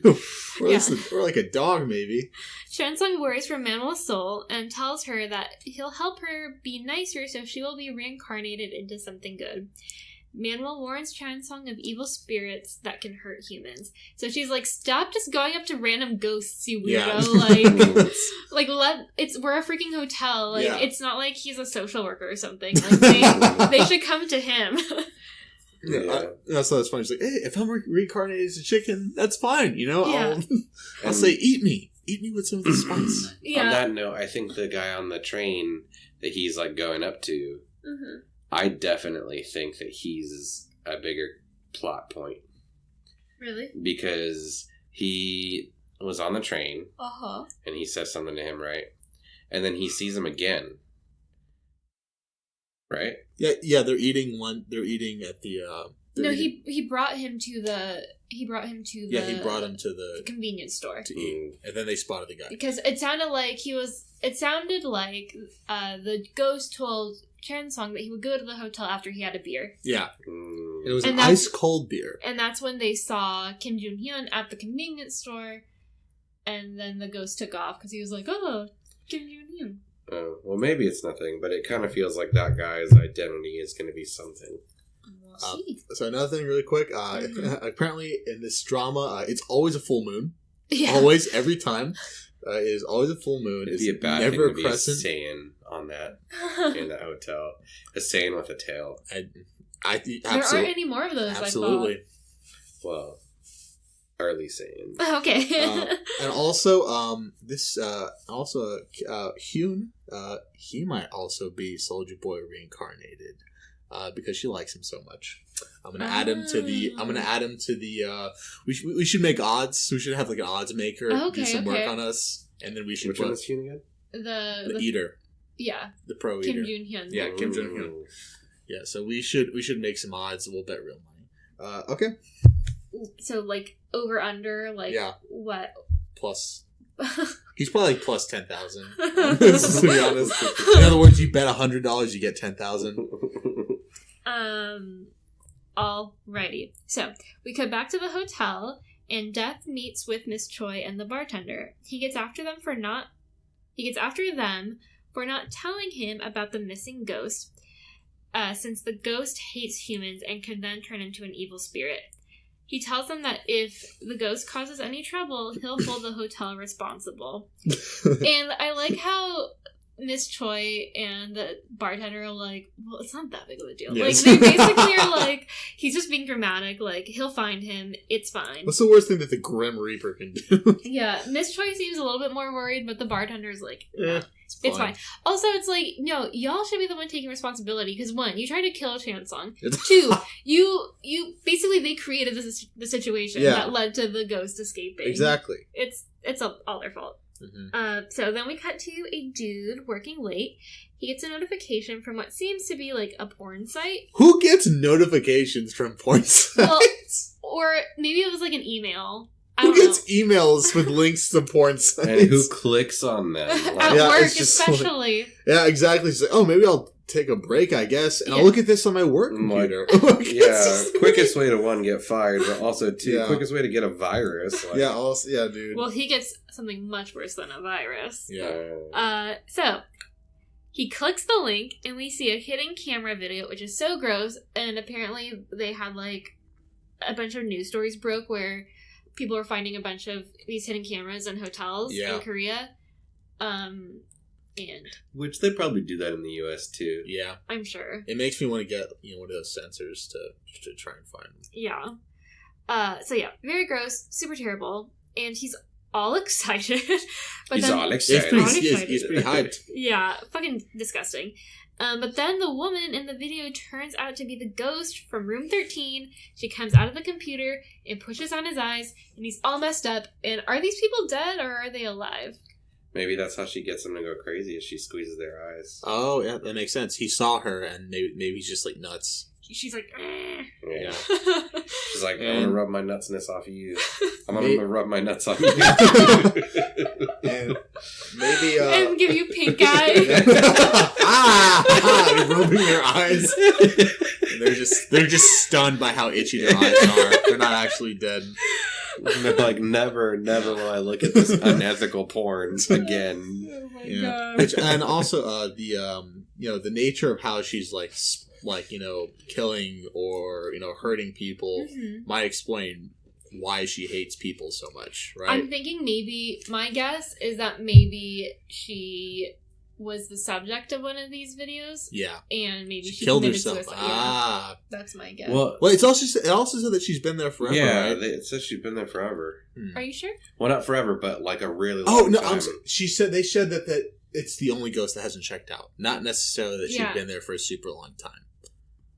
I swear they might have said like 10 years. You might be right, but that's still within the range of video revenge cameras. porn has existed for who knows how long. Or she could just be like a sexual assault victim. Yeah, something like it could be something time. It could definitely be something like that. Sexual assaults lasted for decades, since millennia. the beginning of time. Yeah, probably. They go back. Yeah, they go back years. Years. Yeah. So, what was I gonna say? I don't know. Yeah. I'm very intrigued by her story. Oh yeah. But then we see Yuna at school getting annoyed when Hyunjung doesn't reply to her texts. He shows up to the school and makes sure the other girls stop bullying her for a bit. So basically, these girls are like about to throw chocolate milk on her. It's ridiculous. I think it sucks for her that like she was bullied in her old body, and then she moves to this popular girl's body, and then she gets bullied in that body too. And she's like, "Come on!" Like, but I like how she says later, she was a terrible person, so I don't mind her like being treated like garbage. So yeah, so he scares them off. Blah blah blah. They talk about her working at the hotel and his memories of when he was in school, and it seems that he grew up pretty wealthy. The girls try to bully Yuna again when it looks like she's talking to herself in the music room, but then Hyunjun steps in and plays the piano for her. woo! But it's very romantic It is. because he does this thing where he's playing from behind with his arms around her, and it's really cute, and the girls back off, and they're like, I guess she can play piano. I mean, he was totally being Patrick Swayze in Ghost. Yeah. He was definitely hooked on Phonic Singer, but the Except music version of that. No Whoopi Goldberg nearby to possess. So funny. Yeah, that's how they teach stuff in Korea. They Just get from behind. behind. Yeah, they get behind you and they grab both of your hands and they just move them around. That's how you write. That's how you play piano. Right. It's how you cook. That's how you learn how to you teach other people how to teach. Oh my God. It's how you drive.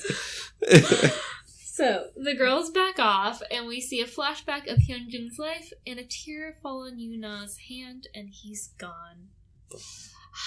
I just love the world building that they've done so far. Like, I'm just so curious about all of the characters. Yeah. I just want to know more about them. Yeah, I think when you get these flashbacks, they're very well done, very well shot, great acting, and it also gives you a sense of you wonder, why not just go to the afterlife? What is your unfinished business here? Why don't you just leave? Well, this is why. You get some first person perspective of why this means so much to them, and I think it's really great how they do that. Yeah, tits.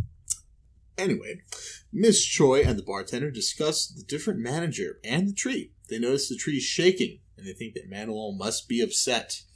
We got to Manuel fighting with Chen Song about all of her cool cars. He tells her to freaking narrow it down to 3 and to sell the rest so they can settle their bills because she's bad at her job and they're broke.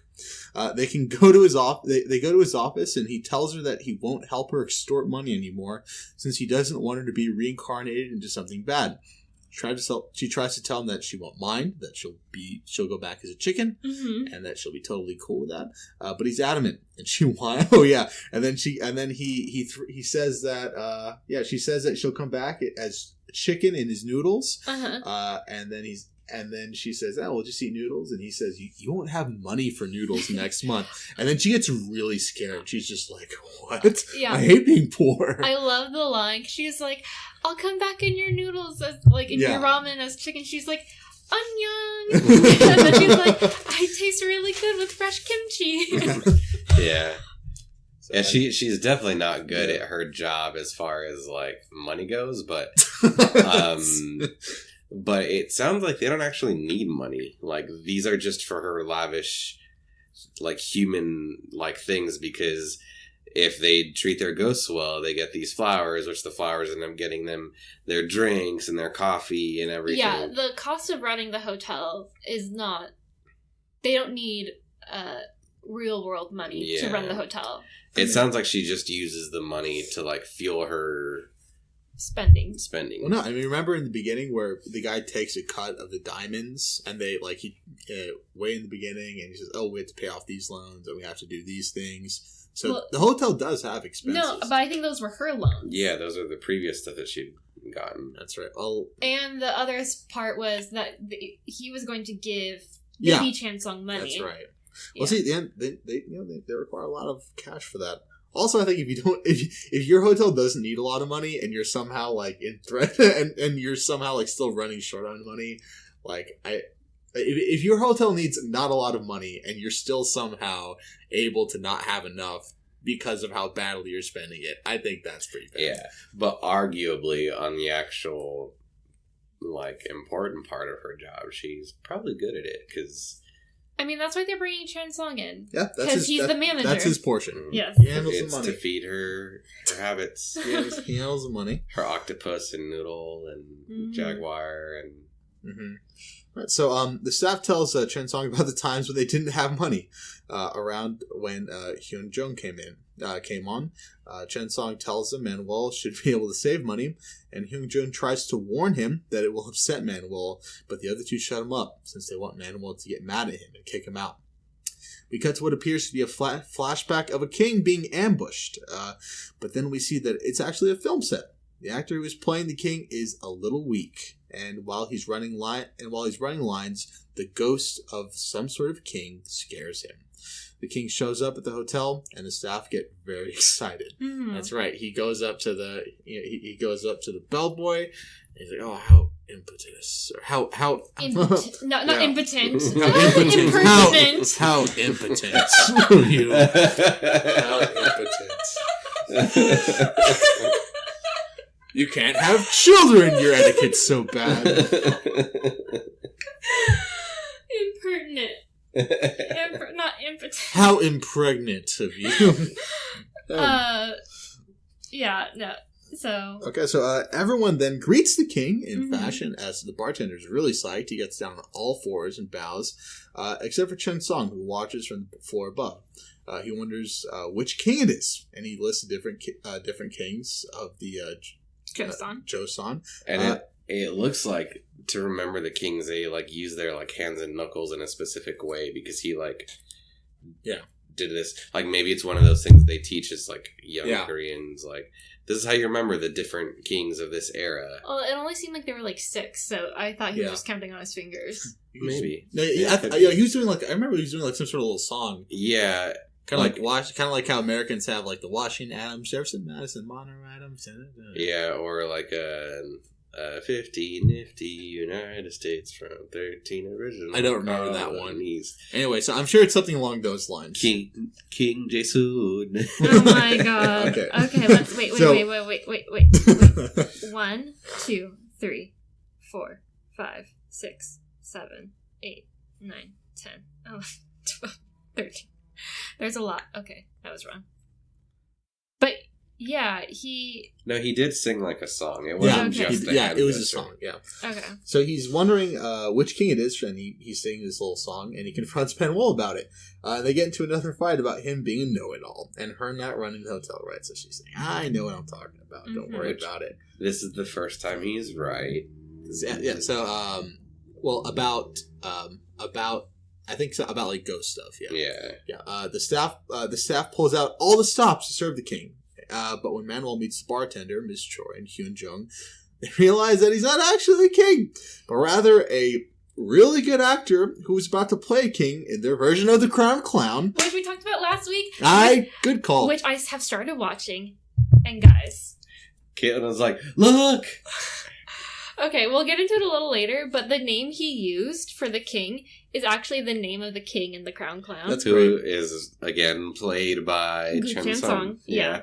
And it's crazy. And, oh my god, you guys, The Crown Clown. I'll get to this in other drama corner. Mm-hmm. So this is like fourth wall almost being broken. This is because cool. She's like, have you ever served a king or whatever? And he's like, yeah, the king of Dubai or whatever. But obviously it's like, yeah, we know he actually was a freaking king. I like the next part where she tries to play it off like she laughs and everyone's like everyone kind of joins, and then she's like yeah, send him out on the next bus to the actress. A bus, not even like the car. Yeah. She's just like, fuck, he's really gonna let me know about this. Mm-hmm. And sure enough, she immediately runs into him, and he rubs in that he was right. And I love that she was like going all the way to the other side of the wall so that he wouldn't like look at her or whatever. Yeah. It's like 10 feet in a hallway between them, and she's still like on the farthest end of it, like, don't pay attention to me. And I like her cover. It's like, we should never guess like royalty. And he's like, since when do you do that? Yeah, I know. You yelled at me for bringing one of them in your office. That was last episode. So funny. So Chansung gets an idea to let the Ghost King possess the actor who got his role, since the young actor is getting so much criticism, and that way the ghost can live out his dream. I don't know if we talked about it, but basically the reason that the ghost thinks he's a king is because he was about to play the role of a king in this drama, in the fake drama within Hotel de Luna called The Crown Courtesan. Yeah. Courtesan. And he's a method actor, right? Yeah, and so he he went really deep, and he had always been a supporting actor, but this was his first major leading role. And then he freaking died. Yeah. I thought it was funny. So they managed to get on set because they have like a food truck, and then the one of the leading ladies, she calls Manuel a food van lady. And then afterwards, Manuel says, impotent. Not impotent. She's how wrong of you to have kids. How infertile of this person. How impertinent of her. So it's a great little moment from Manuel. What is the definition of impertinent? I will look it up right now. Well, pertinent means relevant. So she's saying how irrelevant of you. Impertinent means not showing proper respect or rude. Yeah. Of course. Yeah. How irrelevant. Yeah, of course it sounds. David. No, yeah, I know. Yeah, I knew it wasn't that. All right, I'm not an idiot. Yeah, I know she wasn't saying how irrelevant. It's clearly some sort of. Well, so stop laughing. The late Latin definition of impertinent is not having reference to, but the old French version late Middle English. Well, the French were stupid. Which is what we use in English is, the not showing proper respect. Okay, well, Latin's like the granddaddy. So. Brutish. Yeah. Brash. Mm-hmm. Right. Okie dokie. Yeah. You can also use impertinent as how David said, but this is just not the right context for Of course. that definition. Yes. Moving on. So, the king ghost is going to possess the young actor who's playing the role so he can live out his dream. And make him impotent. Yes. Manuel overhears that the young actor who is playing the king wants to drop out. She lures the actor away and allows the ghost to possess the actor. The ghost gives a great performance and everyone is super impressed. Manuel convinces the actor to let the ghost possess him for the rest of the series, and I don't really know if the actor knows that's what's happening, or whether he just thinks that, like, Manuel is an acting coach who can, like, put him under the spell or something. Yeah. But I think it's that one. Yeah, anyway, he's like, sure, like, whatever we're doing here is fine. I'll give you my appearance fee, which adds up to over $400,000. You man! Yeah.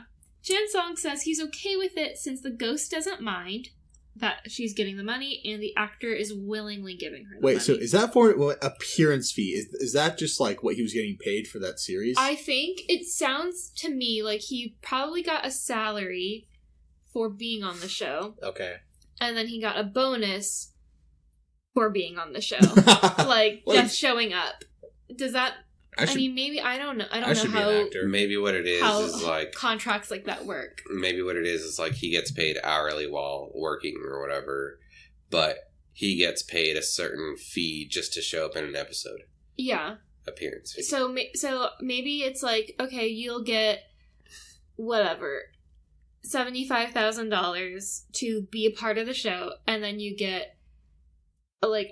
whatever, $50,000 for every episode you're in. I see. So money up front, and then every time you appear in the episode, you continue to collect instead of getting it all at once. I mean, Mabes. Yeah, maybe he just gets it per episode. So, like, maybe that's an how episode a lot of... can take, like, I don't know, filming an episode might take, like, 3 days. So he only gets $50,000 for 3 days worth of work, whereas maybe one day it's like, he can do 2 episodes in a day, and then he gets... Yeah. double. Well, I know, like, it seems like a lot of TV shows in the States do a paid per episode thing. Because I remember when 2.5 Men was, like, super big. Oh, God. They made a big deal about how, like, those actors were getting, like, $500,000 an episode. Dang. Or something like that. Good for them. I mean, I could be totally off on that number, but it was, like, a ridiculously high amount of money per episode. I would love to be a mediocre actor getting paid that much money to... I think they were possessed by a shitty acting ghost, right? Anyway, so everyone's cool with the arrangement. Chansung offers to take Manuel to the beach again to watch the sunrise and eat octopus, but she asks for a rain check since she wants to drink champagne. Do you think eating octopus is, like, similar to, like, for us would be like fish tacos? Do you want to go to the beach and eat fish tacos? Maybe. I don't know. And have a Corona or something? Because that sounds nice to me, but when you say octopus, I'm like, eh. Me. The octopus that we had with my dad was really good. Yeah. But it wasn't Korean octopus. No, it wasn't. It was Italian octopus. This is true. Moving on. So, basically, I think he asks her this at the hotel. Is that right? In her office. They're, like, watching the drama, and the guy's doing really well, and she's like, basically, I just want to hang out tonight and drink champagne. Let's go to the beach another time. Tomorrow. So, she's also thrown off when he says that he is sharing his feelings with her, and Manuel mentions to Chansong that she's hired an intern. So, they're all kind of just, like, chatting, and he's like, I'm not a good hotelier here because I'm sharing my feelings with you. Ooh. So Chansung meets the intern, Yuna, at Sanchez's restaurant, and she's very motivated. She will be accompanying the ghost to set. Yuna sees Chansung meet Mira at the restaurant. Mira. And she's all chismosa, and apparently texts Hyungjun right away. She's all upset. All upset, all chismosa. Like, guess who's at the freaking restaurant. I thought it was funny that she was putting all that hot sauce on her eggs, and he's just like, all right, calm down. Just like, not so much. Manuel gets dressed to go to the beach, but gets disappointed when Hyunjun tells her that Chansung is with his girlfriend. So she decides to go to the hotel beach instead. That's right. She was all happy to go out, and then it's like, oh, what's the difference? Yeah. Poor girl. She's so proud. Like, she's the type who will, like, break things off, even though she doesn't know the whole story, because she doesn't want to be the one who looks like she got rejected. That's right. And the thing about that interaction we saw with him and his girlfriend is they don't seem to, like each other. Like, no, she seems like a bad person. And she owes him money. Yeah, and she she's... 5,000. 5K. Yeah. Well, he was calculating interest That's also. right, yeah. Which I would do, too. Yeah. So she says she's a doctor. And I thought it was really shitty that she was like, I remember how much you loved me. not like, we were so in love with each other, or like, I still love you. Like, I remember pretty clearly how much you loved me. Yeah. Like, that's pretty fucked up. Kind of a shitbird. Oh, yeah, she's definitely a princess in this life, too, huh? Yeah, so he meets with Mira, and she seems like kind of a bad person. She owes him $5,000, and he resents her about it. He's calculating interest. So he tells her that he gave her the money when he loved her, but she's still being flirty and obtuse. He runs out of the restaurant when he sees Kim Jung-hyun, and he gets his autograph from Manuel, and he takes a selfie with him. And I like the scene where they finally show Hyun's face. It's just like a slow turn, like so dramatic. They could have kissed and it would have been out of place. Do you think he actually is a celebrity? Yeah, he is. Because I only know that because I was looking up his credits, and it's like Kim Jung-hyun as himself. So essentially, what you're saying is it's kind of like if Guy Fieri made a cameo. Not Gordon Ramsay, your favorite. Guy Fieri. Guy Fieri is just like, I'll. So he would have wrote like on the autograph, like, hey, like let's go to Flavortown, Manuel. Yeah, so Chen Song is about to call Manuel, but she calls him first. He tries to tell her about the autograph, but she tells him not to come in and just to take the day off. He asks about their beach plans, but she says she'll just go to the hotel beach and hangs up on him. He seems so disappointed. They're both so disappointed. He doesn't even know why. I know, and he's like in his casual beachwear almost. Yeah. Casual beachwear to him is just not wearing a tie, I guess, and wearing a trench coat. And he really harassed this poor guy for a selfie. He was very gracious. She's just like, okay, but what if she doesn't believe me? I need a selfie. What if she thinks I lied? So Manuel is sitting by a tree and looking sad for about 5 minutes. And then we see a flashback of her 1,000 years ago sitting by the water. And the captain goes and sits next to her. She tells him to go away, but he catches a lightning bug. And they stay low together. And they stay together. And we see a bunch of fireflies or lightning bugs at the beach. Mm-hmm. He tells her that the scenery is better now. And she'll think differently about the scenery that she sees with him. And how she'll probably always wait for him to show up when she sees something like that. Yeah, she has a good chemistry with that guy, too. Yeah. I guess she just has great chemistry with... I guess she's hot. Yeah. Yeah. But really also, like, she seems like almost like two different people, like current Manuel versus past Manuel, because past Manuel is more just, like, proud and, like, leave me alone and, like... I don't need anybody. It has worse lipstick game.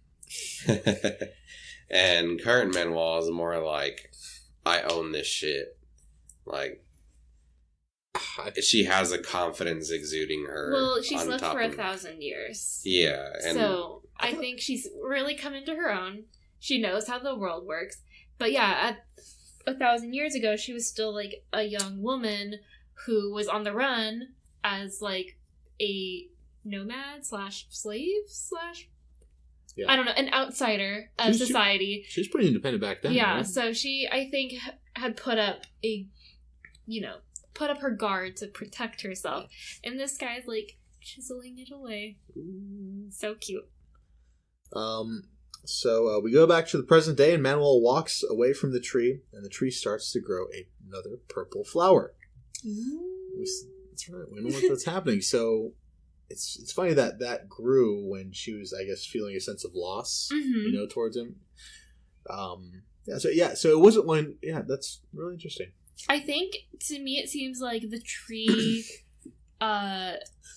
grows when she faces, like, her past. Because the tree sprouted the leaves when Chansung was telling her about his dreams, and she was like, you've taken, like, this old tree and, like, unearthed its memories or whatever. Maybe part of her health is remembering what happened and accepting that. Yeah, because it seems like she's, like, buried a bunch of this stuff, like, deep down, like, suppressed it. Yeah. And now she's finally like the way dealing with it. I was thinking it worked, but that what you said makes way more sense. But the way I was thinking it worked is like, which is almost along the same lines, that her opening up and almost like being emotionally healthy and not like repressing not just the past but just her feelings is what's making her healthy. Like, and that's what I thought the tree represented. But if it's like her past, it makes sense, especially with that memory line that you were talking about. Yeah, I mean, we'll see. It could be both. So then we see these old ladies, or these goddesses, sitting at the table together, and they start talking about the tree and love, and one of them makes a comment about being bound together sleeping. Yeah, I didn't know what that meant. And maybe they'll explain it later on. Yuna then texts Hyunjung to get Subway with her. #Subway, #Eat Fresh. She then sees a weird man, and she gets a strange vibe. We then see this perv try to watch the video, and the ghost straight messes him up. Gives him some pink eye. I love how she's like, this video kills. Oh, yeah. This will kill you. Yeah. Oh, man. Yeah. Don't watch porn at home, people. Oh, my God. Not in a public bathroom. What a low freaking bar. Like, just wait. Wait 2 seconds. Don't do it at Subway either, okay? Like, man. One of the most respected Korean institutions. Back at the hotel, Miss Choi and Hyungjun talk about Manuel being at the beach alone. Manuel is by herself and asks that they change the sun to be at dusk. Chansung shows up and they talk about why he came in, and he shows her the autograph. He tells her how embarrassing it was asking for the autograph, but he did it for her since he thought that she would like it. She tells him she loves it, and he mentions that it's nice being at the beach that's not far away. That's like you and me talking like, I don't like being far from home. I don't want to drive to the beach. She says that she's happy because he's there with her. They talk about how beautiful the beach is, and she says it makes her sad since now it looks even more beautiful than it did before. Kind of like a callback to her with the captain at the lake or whatever, talking about the fireflies. Because I loved that line that he said, like, because one, it's kind of cocky, but it's also true. Like, every time you're in a scenery like this, like, you'll always think of me and kind of want me to be here with you. I'm like, oh shit, that's good. And so now, I think that's kind of applying to the beach. It's Chansung. I missed that, but one thing I thought was interesting was that she lowered the sun, and I thought it was interesting that when she lowered the sun, immediately Chansung, like, that's kind of when Chansung comes up, which... Well, it's because they had to set the mood, David. Yeah. Well, it couldn't just be like come a at high noon. Yeah. Well, the thing is, like, if her, like, it might be part of, I guess, like a metaphor where, her son, her time is setting, and then he shows up, so he might be a part of that. Yeah, I could see that. That's good. But also, she's, like, a person, again, that's, like, just like me, because... You and Manuel. Yeah, I do not like being at the beach, 1. And 2, if I am at the beach, I don't want to be at the beach at, like, 11 a.m. to like 3 p.m. Get me when the sun is most low. Yeah, when it's dangerous. Well, no, I'm not saying let's do it at night. I'm just saying, like, get me to the beach where there's less just bright ass sun up above me. Like, wear sunscreen, Alex. Give me I wear sunscreen, but like just reflective sunlight off the sand is just too much. It's too bright. Water. Yeah, just get it a little darker so that it's not. I like mood lighting. I said this earlier. Just get a little darker, and that way it's not too bright. From my understanding, when Koreans go to the beach, they don't really wear, like, bikinis and stuff. A lot of them go fully clothed. Yeah, because, I mean, do they burn easy? No, I think it's just like a what's the word? Thingamabob. Yeah, that's the word. Wait. Let me think of the word. What's another word It's for a prudish? Culture. Conservative. Yeah. It's part of their conservative culture to not want to be flaunting their bodies. Yeah. And also I think oftentimes it's cold there. So Oh yeah, that makes sense. But when they do go to the beach, I think they wear like, and during the summer they wear like rash guards and shorts and stuff. But prudish was not the word I was thinking of, but it's fine. Anyway, that was the end of the episode, guys. We got through it. Yeah. Fever-stricken Alex got through it. Fever-stricken Alex that overdosed on NyQuil and later had stomach pains because he overdosed on NyQuil. And they don't need to know all that. Yeah, I know. Okay. He got through it, guys. He got through it. He's still here. So Hashtag brave. Hashtag braver than Manuel. oh my god. Okay, so what are we thinking of these two episodes? Great. Great. Really, really great. I I love the King. The King episode in it was one of my favorites. That was fantastic. It was that had like a good mix of comedy and like serious. Stakes. Yeah.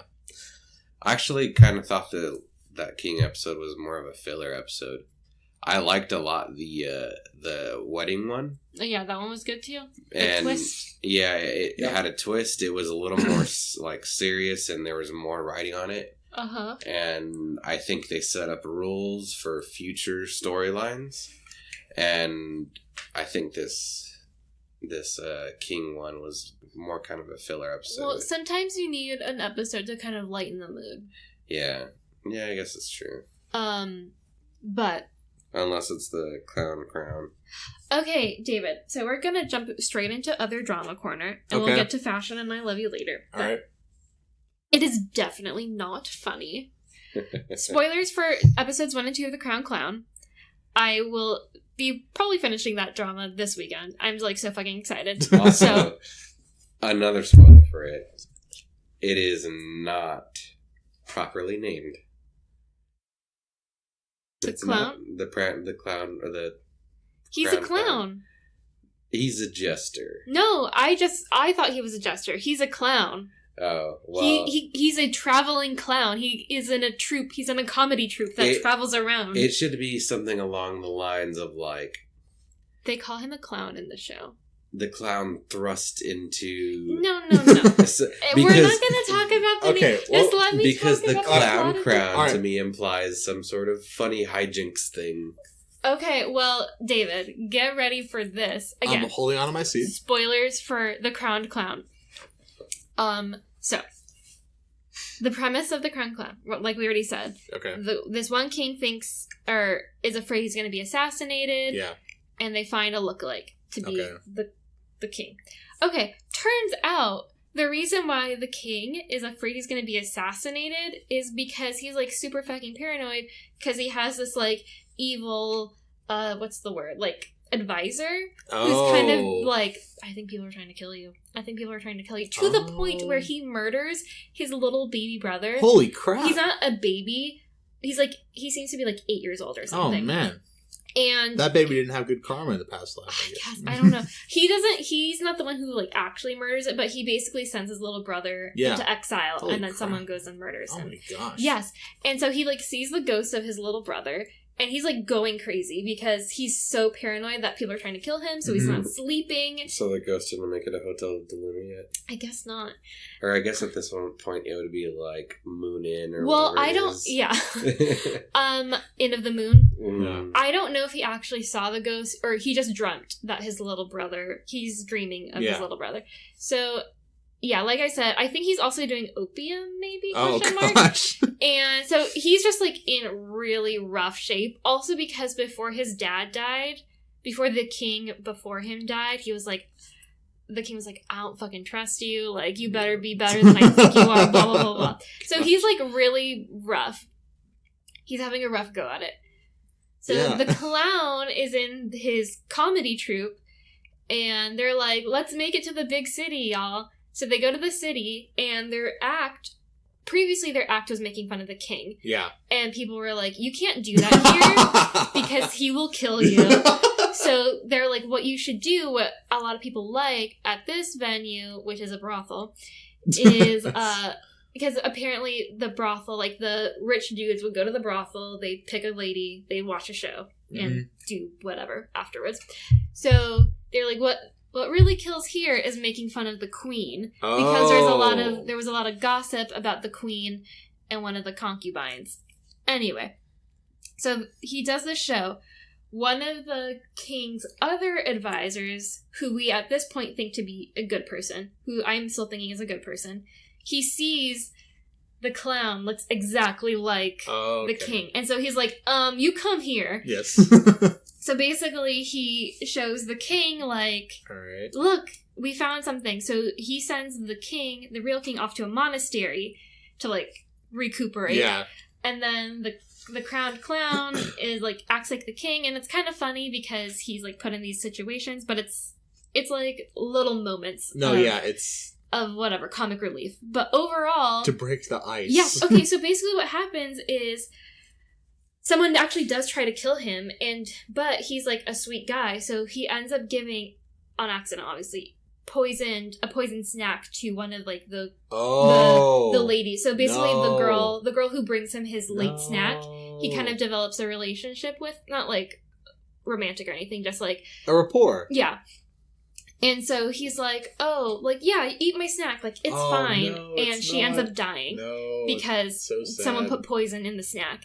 And so he's, like, really fucking freaked out because they didn't tell him, like, we want you to be the stand-in because we think people are trying to murder the king. So anyway. Not a lot of insight from him. No. Just like, oh, this is great. Well, no, they basically blackmail him into, being taking that position. They're like, the king is telling you to do this, so you have to do this, and if you don't do this, we're gonna lock up your family. Okay. So he's like, okay. So then, once that girl is murdered and he realizes what's happened, he runs away from the palace. But guess what? His little sister, who was with the troop, gets raped in the meantime by the evil advisor's son. No! And so when he gets home and he sees that his little sister has been raped by the evil advisor's son, he goes back to the palace, back as the king, and he tells the good advisor, so far he's like, I'm ready to crush some people. And that was all in episode 1 and 2. Holy crap. Yes. Because I was like, okay, well, how is he going to get to come back? Like, why would he choose to come back? Yeah. When he knows that people are trying to kill him. But it's because he wants to get back at the evil advisor. Yeah. And the evil advisor is probably the one that's actually trying to kill the real king, but he's we don't know. So pointing fingers at other people. Because there are, like, 4 different people, like, 4 different groups of people, it seems like, in this drama, like, all vying for power. And so it's really confusing as to, like, who's a good person and who's a bad person, and it's so good. But it sounds good. It is not funny. I was like, oh my god, this poor little girl. Yeah, this poor little girl. I mean, she was like 15. That would mean that if I was not, like, briefed at all about that whatsoever, and someone said, hey, you should watch this show called The Crowned Clown. I would have be like, what? And with all this, like, when's the funny part going to happen? And it reminds me of this story, listeners. This is a funny story. So, this one time when I was about, I don't know, like 5 or 6, my dad takes me for the weekend because my parents were divorced and he had, like, half custody or whatever you call it. And he takes me for the weekend with my grandpa to go see a movie. Now, the movie he takes me to see, he has explained to me, is about, like, gangsters in the 1920s. So we go and we watch the movie, and about, like, maybe a third of the way in, he looks at me and he's like, we should go. Now, I'm really confused because I'm, like, expecting gangsters this whole time, and all I'm getting is just music from Renee Zellweger. And, yeah, it turns out he took me to see Chicago thinking it was going to be, like, some mobster movie. No. It wasn't. Not the longest running Broadway show? So, moral of the story is, if anyone doesn't know anything about the Crowned Clown, Crowned Clown, then They should, because then Read the synopsis. Yeah, they're gonna have this Chicago style, like, I guess, epiphany that my dad had. Yeah. But no, yeah. I was... So, the guy that plays Gu Chansong, he's so good in that show. Like, I feel like he should win a fucking Emmy or something. His acting is fantastic, because he's playing, like, super paranoid king. And, like, I believe him. Like, he looks, like, sleep-deprived. Yeah. He looks like he's going crazy. But he also plays this, like, really naive and, like, kind-hearted, earnest, like... Wow. Fake king. Oh. So, you know what I mean? Yeah, so he's playing two separate characters who are, interchangeable. Acting's tough. Yeah, so I'm like, bravo. Yeah. Excellent work. So good so far, and I need to keep watching. I mean, I still gotta get through Sky Castle. Have you started Sky Castle? Yeah, no, I still have to get through it. Okay. I haven't started. Are you gonna finish Hotel de Luna? I mean, yeah, if I can come on for the end of season thing, you know, I'm pretty much almost halfway through at this point. That's true. Yeah, tweet at OK Drama Pod and let us know if you guys want David to be back. That's right. My mom wants David to be back, I'm sure. That's my mom loves when David's on the podcast. Yeah. Woo! And we want to keep her happy, so. Yeah. That's all right. Let's cut to fashion.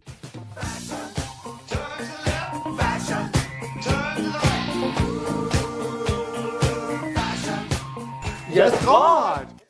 Okay, so we put a bookmark. You love Gu Chansong's tux, one for when he was getting married. Really great detailing. Just totally cool. Really impressive that he got that on such short notice in his size. I guess he just carries that around. I guess. Yeah, so I liked his tux. Uh-huh. Really liked that tux. But her outfit at the end of that episode. Was it mostly the hat? It was partially the hat, and you know, I also kind of remember the rest of that outfit not being that great.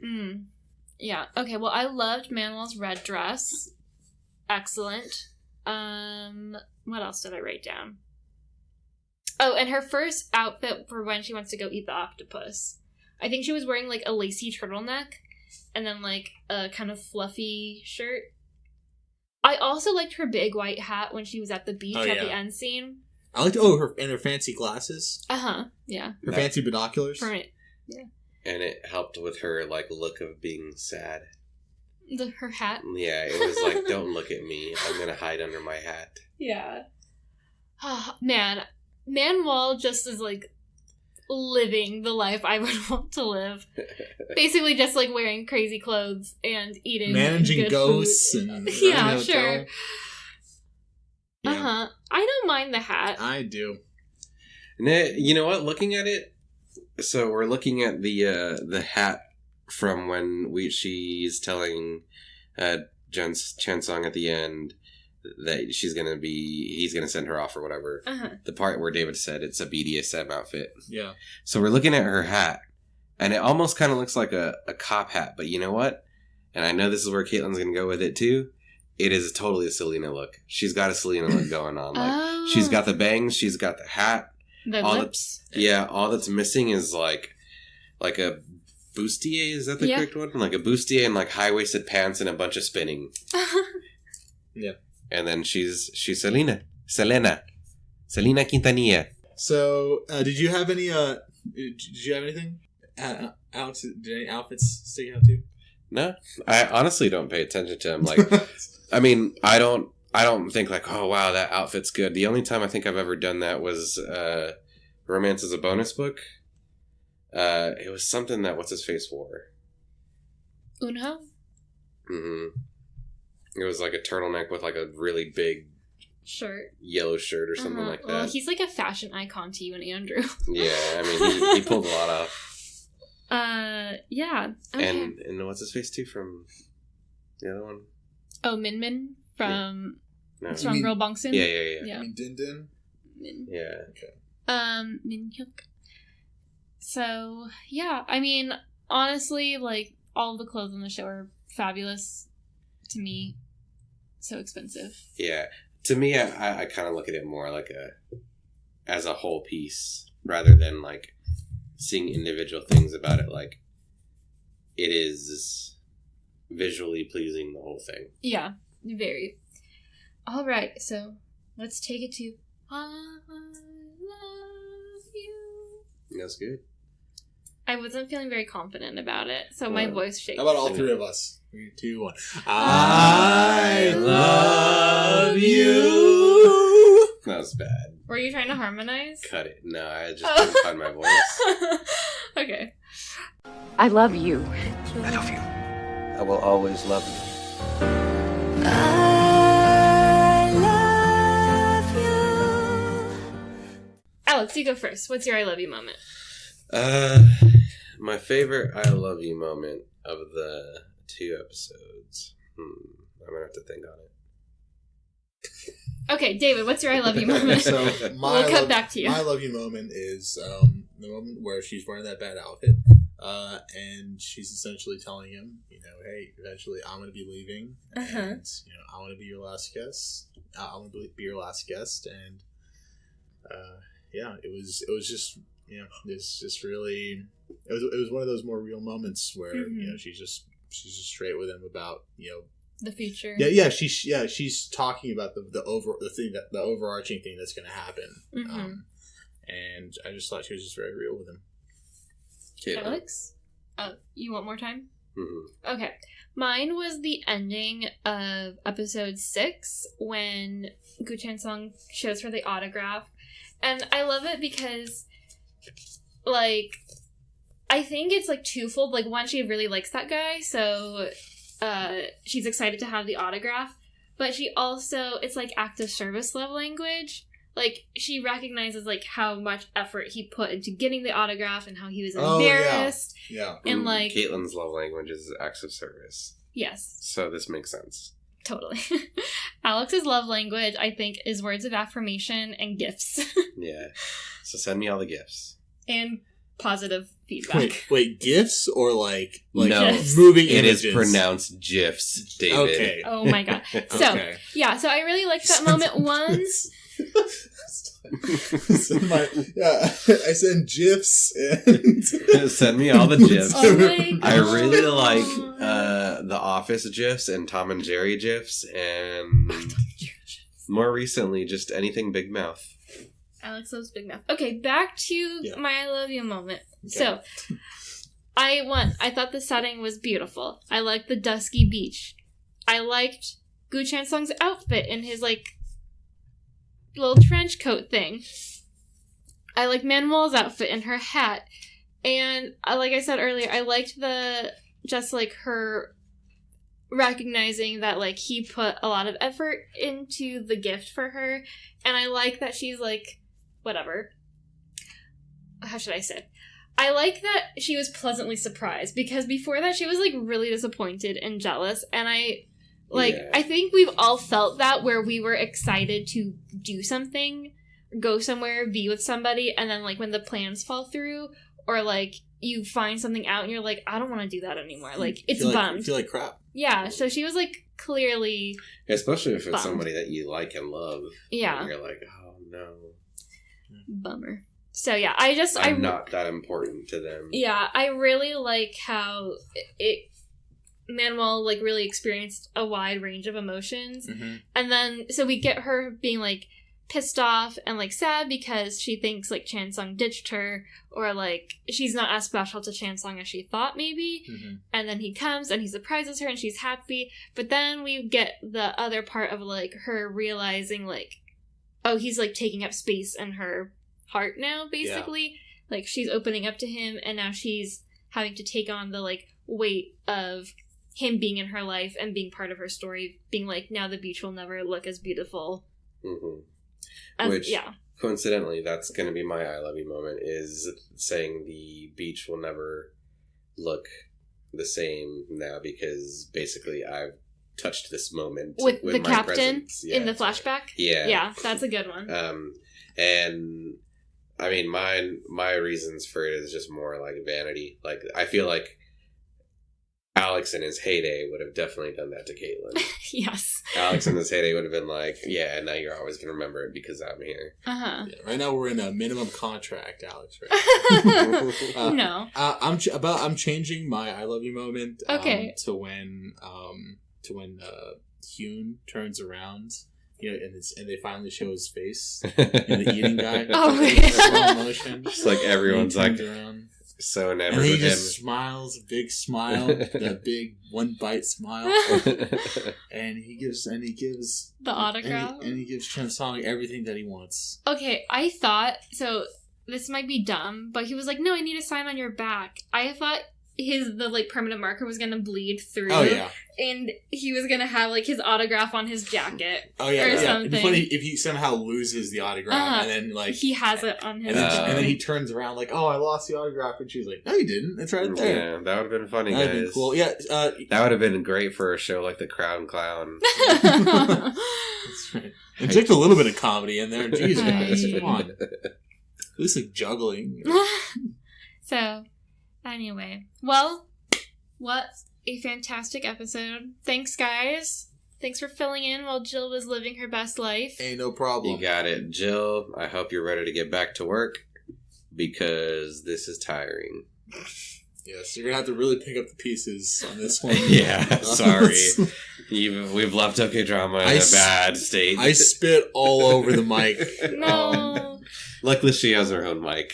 Yeah. That's So, good. Yeah. Well, I spit on that one. I'll stick to going and playing video games with my boy or being like, hey, do you mind if I lay on your floor? Because my back hurts. okay. So. Wow, Kaitlin. Total disregard for that. I'm trying.